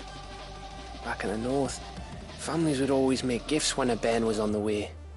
Yeah, let the little tykes know they were welcome in their new homes, like. So, what's the problem? Well, the problem is that Etta's due any day now. I don't know if I'll be ready in time. Is there anything I can do to help? You know, there just might be. All right then. What exactly are we making? A good luck charm. But not just any good luck charm. Not just any. No. One made from the feather of a silver chocobo. There's nowt luckier in all the realm, or so we used to say back home anyway. Thing is, they're hard to come by. Had Otto and Karen check with their suppliers, but nothing. I try and track one down myself, only... Only the big day is fast approaching. And that's all you need, a feather. That or the bird whose horse it's attached to, aye. I was gonna start by asking around with traveling traders plying the northern borders. Well, there's no shortage of those passing through Martha's. I think I might make that my first port of call. I'll let you know if I find anything. You're a good friend, Clive. I won't forget this.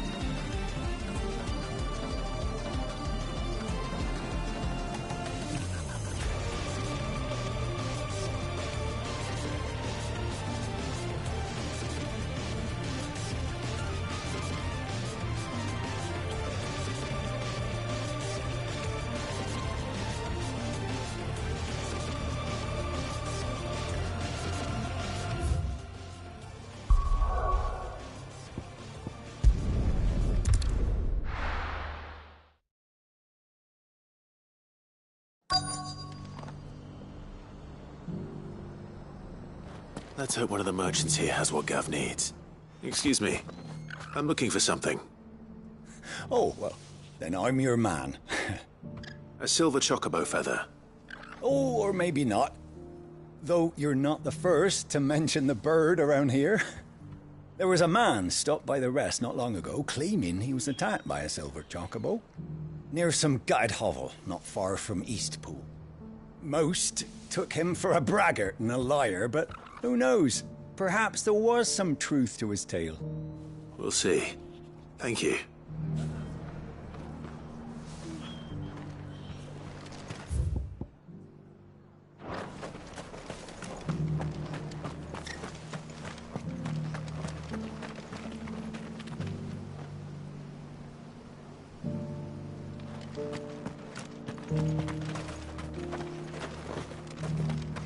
Just because the heavens have gone to rack and ruin, it don't mean we have to.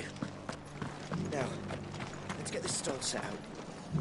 How do, traveller? You've the look of a man who could do with a new whetstone. Or perhaps a bawdy etching of the Vicerine. Maybe another time. I'm looking for a silver chocobo feather. If that's the case, rumours are all you're likely to find. No one has seen a silver chocobo for years. Word is they were all hunted for their feathers. Some northern nonsense about bringing good luck. Didn't bring them much, nor their bows. If any are still out there, I reckon they'll be doing their damnedest not to be discovered. You're probably right. Thank you anyway.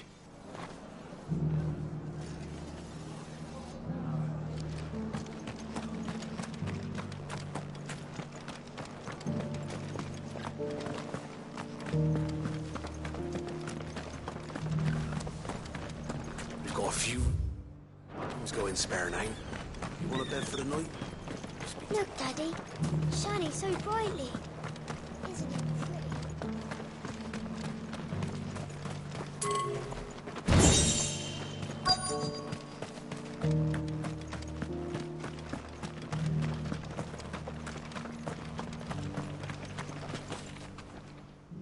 Can I help you with summit? You wouldn't happen to sell silver chocobo feathers, would you? I deal in fruit, not fancies. But if it's fancies you're after, I suggest you try Rhiannon's ride. Was a silver chocobo seen there? Oh, yes. If you believe the ravings of a madman.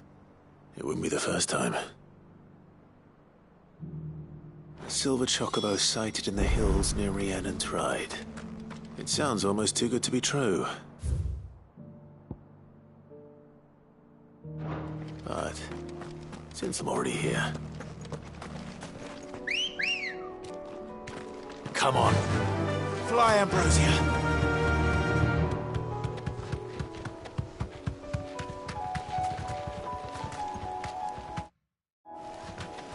Can hardly make out a blooming thing. All for it.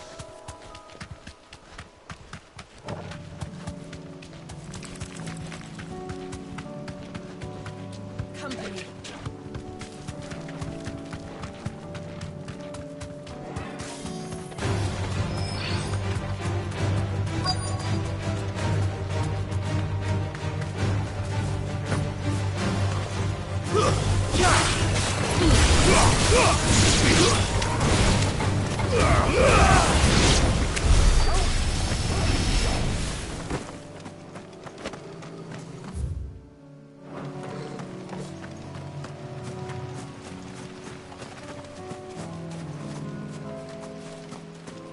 Tracks.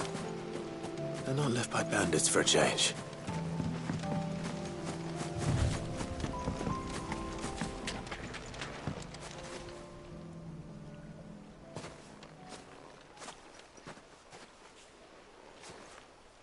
More tracks. And these look fresh. The chocobo was here. And recently. Perhaps it still is.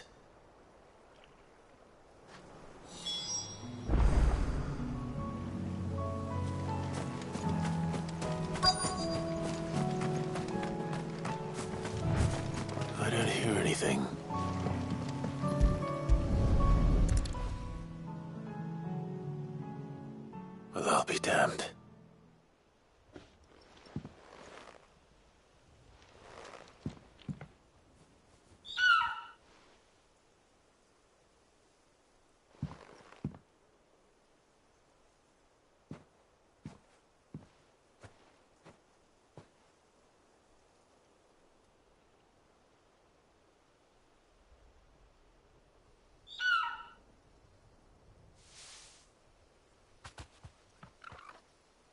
It's all right. I'm not going to hurt you. Just borrowing a feather for my friend.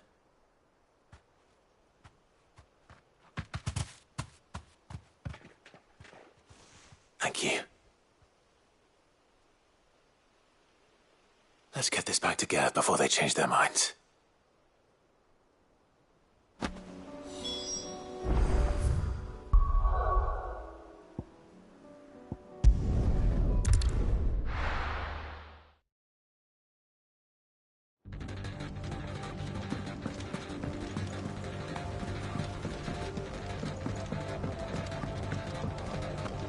It was no trouble.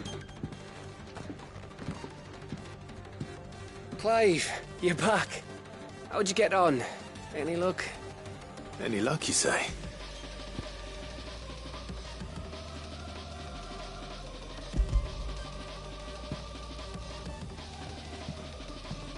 Crystal's crack. Is this what I think it is? Where in the hell did you find it? It's a long story.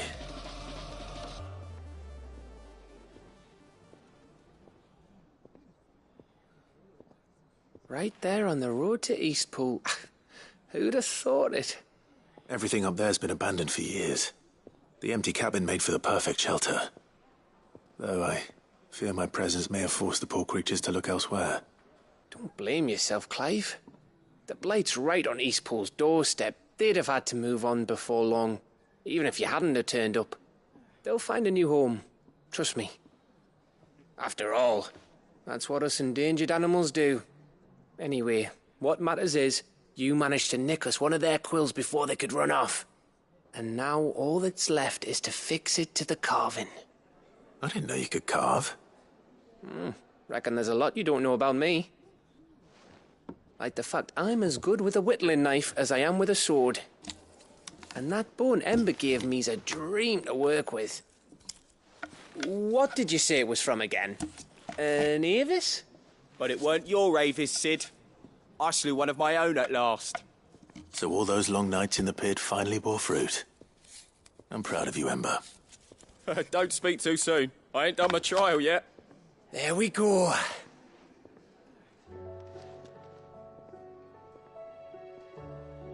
What do you think? I think if you ever hang up your scouting cap, you'll be able to make an honest living. Oh, will I? I should go and see if Ed is awake. Give it my best.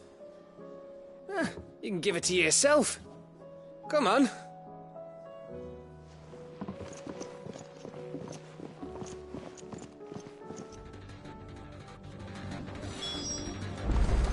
I don't want Gav to give up being a scout, honest.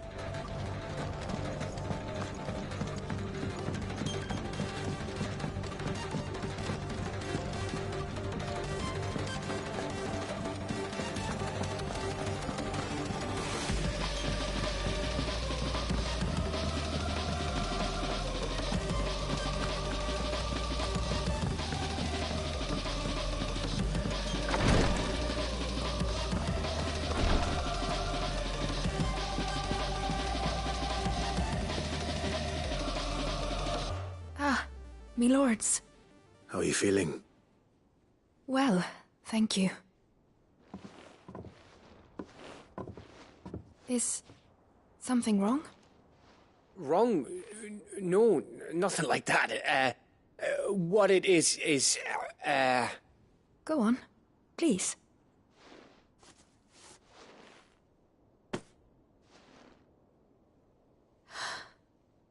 It's beautiful. Did you make it? We did, aye. It's from all of us here at the Hideaway. Your new family, like. It's a good luck charm. We may come up north when a band's on the way. I mean a baby. To let him know that they're part of the family too. Oh, I hope you like it. I don't know what to say. I thank you, me lords, for everything. If there's anything you need, just let us know. I will. Clive, fancy a swift off? I'm thirsty. I could be convinced.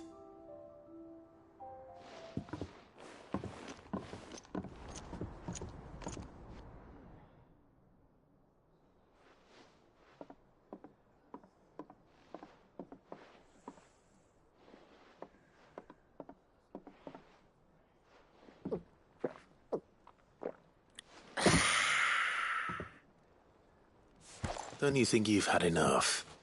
Oh, we're celebrating. I'm gonna be a father. I think Edda might have something to say about that. You know what I mean. Bit of light in these dark times.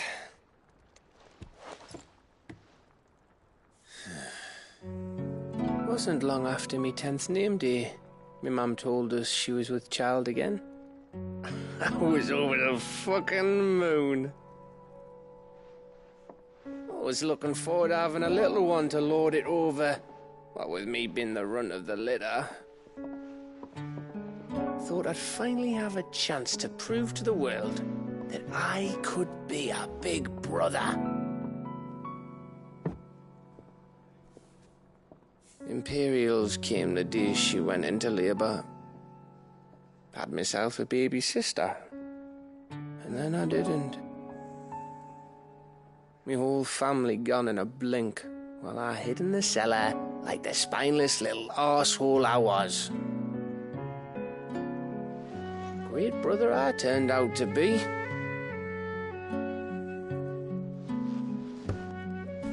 I'll never be a leader. And I'll never be a hero. I'm just a daft little dog who comes running when his master calls. I'll never be like you, or Sid, or Jill, or even Torgal. Have you finished? Maybe.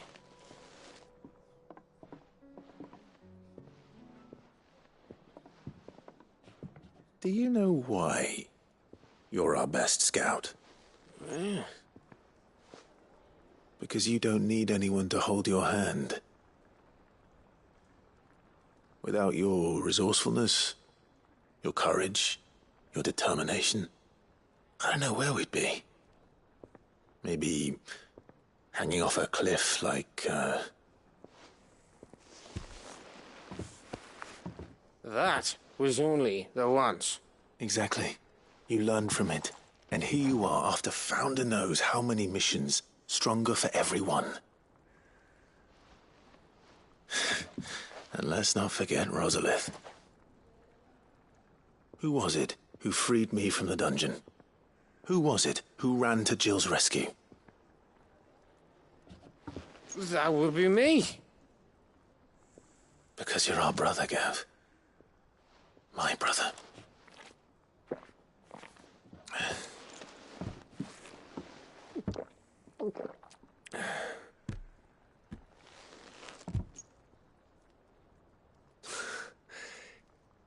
Your brother.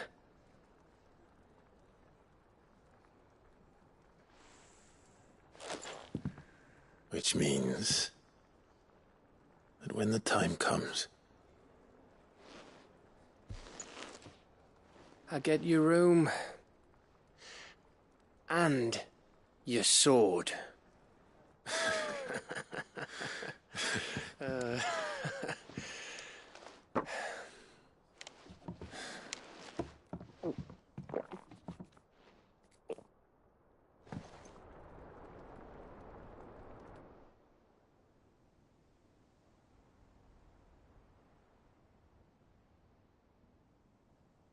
I may have had one too many.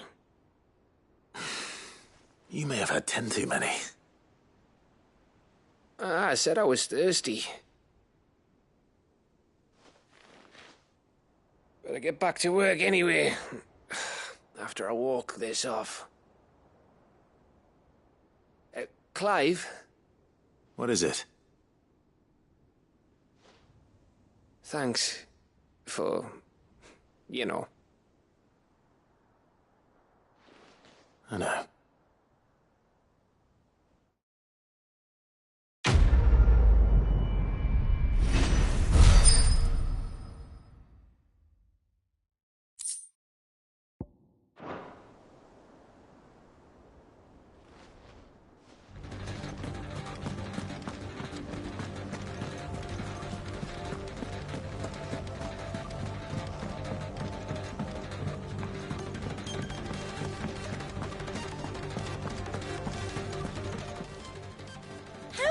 help you today, Clive?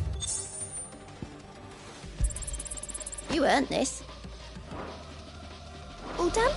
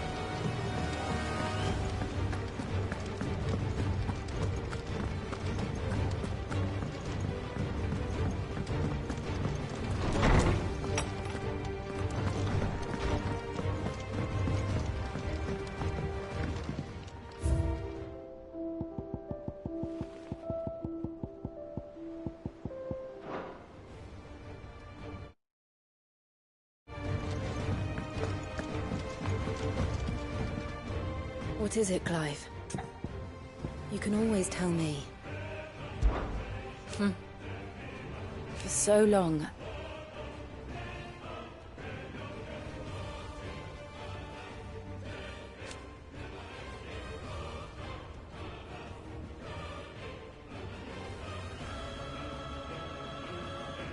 So when this is over,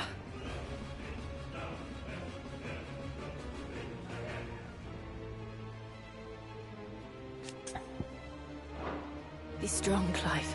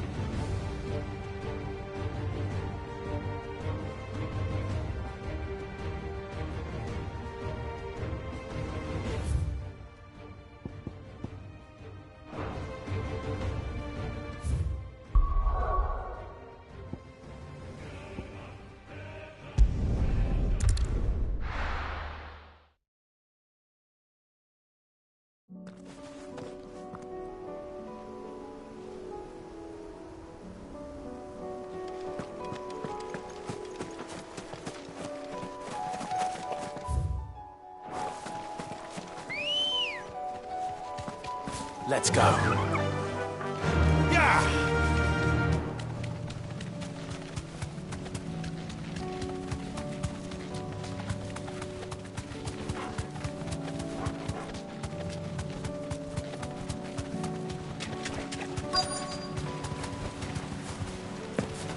Easier than felling a forest, I said. Trees don't have teeth.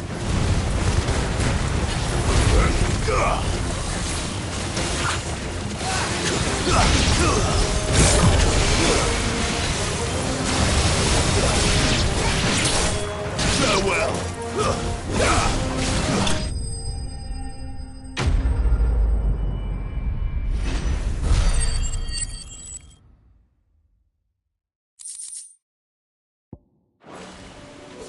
I can't imagine Obolus needing any more than this. Time to head home.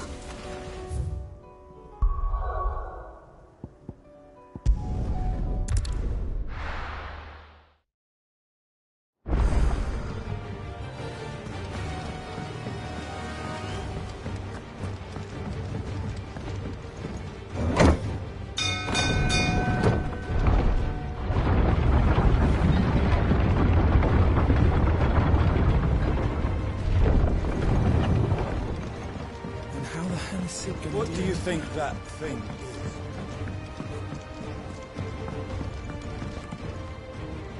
Well, did you find me some wax? Find is one way of putting it.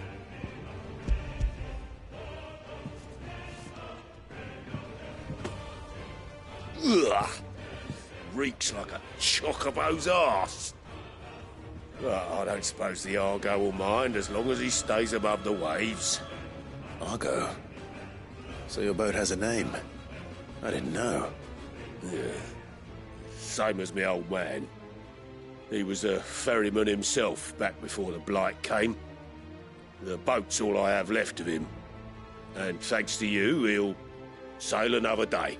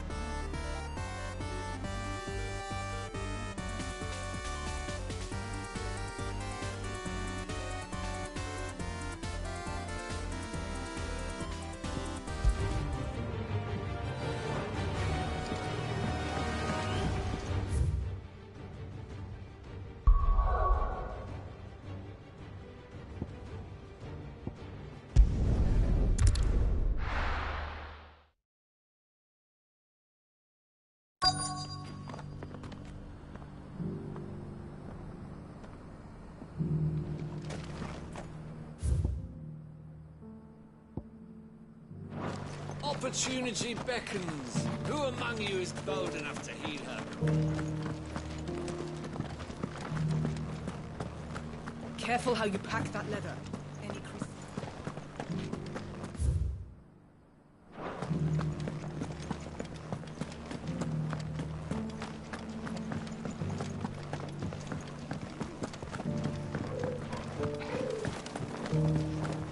Thank you for the deer leg, mister.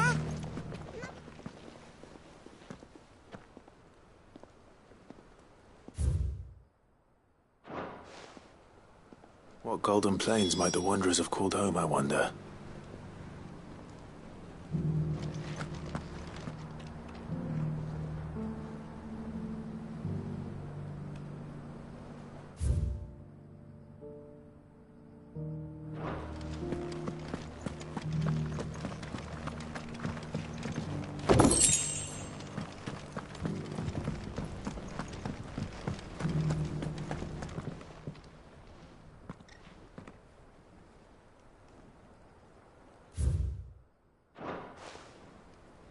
Farmers must have settled here in Tabor.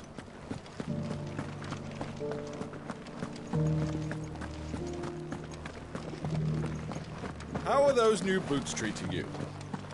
They're fantastic. Soft.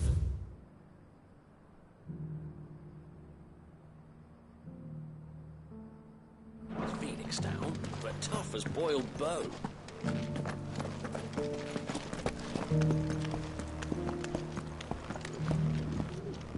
That Cyril fella's an odd fish, don't you think?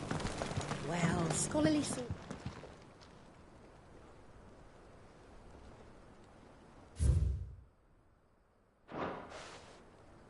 No history would be complete without mention of the Mother Crystals. I should speak to the old scholar before I forget everything I've read.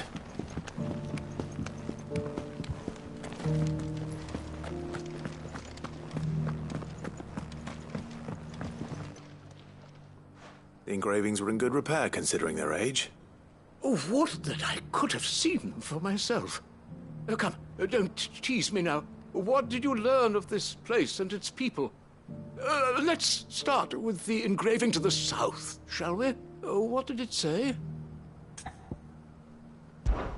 Guardians of the Crystal, the first stones of Tabor, sacred hold thy noble blood, till ends the mother's labor. I'm pretty sure that was it.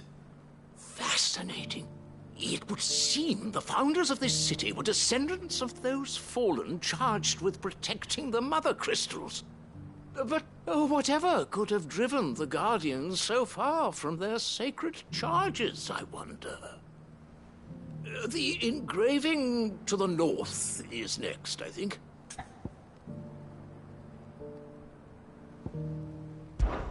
Wanderers of the Golden Plains, lay your roots in stone.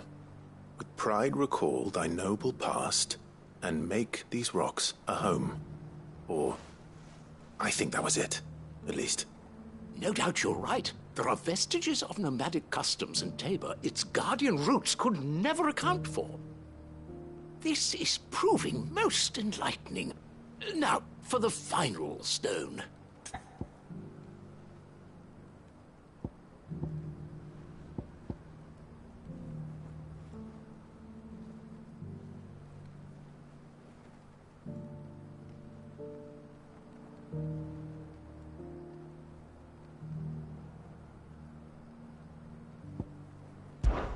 Children of the hunters, now tillers of the land, reap her promised blessing and give praise her gracious hand.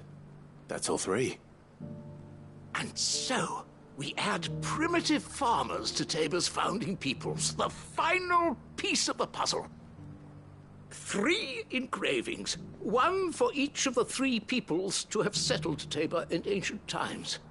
Guardians of the Mother Crystal, wanderers from across the plains, and last but certainly not least, hunters turned farmers.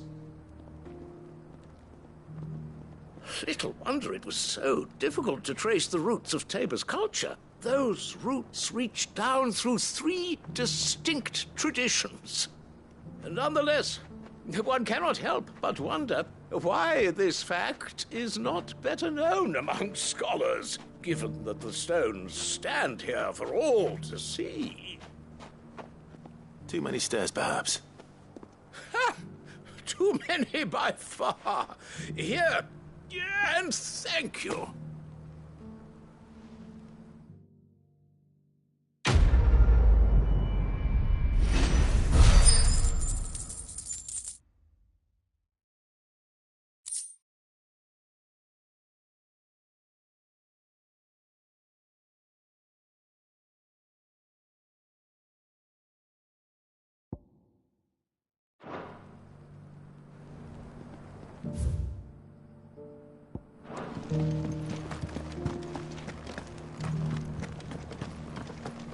Careful how you pack that leather. Any creases or scratches. Opportunity beckons. Who among you is bold? Is that blade for hire, perchance? Because I have a mind to make a killing. Figuratively, I hope. Well, yes and no. A passing caravan carried with it a rumour most fortuitous for one in my trade, that an elder Dread Evis had been sighted in the fields of Corava. Dread Evis are aggressive beasts. Compelled as they are to acts of violence, few survive to maturity, but those that do develop a hide of phenomenal value. A hide you want to sell? Eventually, yes. Though I would have it tanned first that it might be crafted into marvels the likes of which the world has never seen. Dread Evis skin is a rare thing indeed. But the worked hide of a well-aged beast, now that would fetch such coin that Gilbert himself might weep with envy. Bring me that beast's skin, and I will share with you the bounty of our combined labors.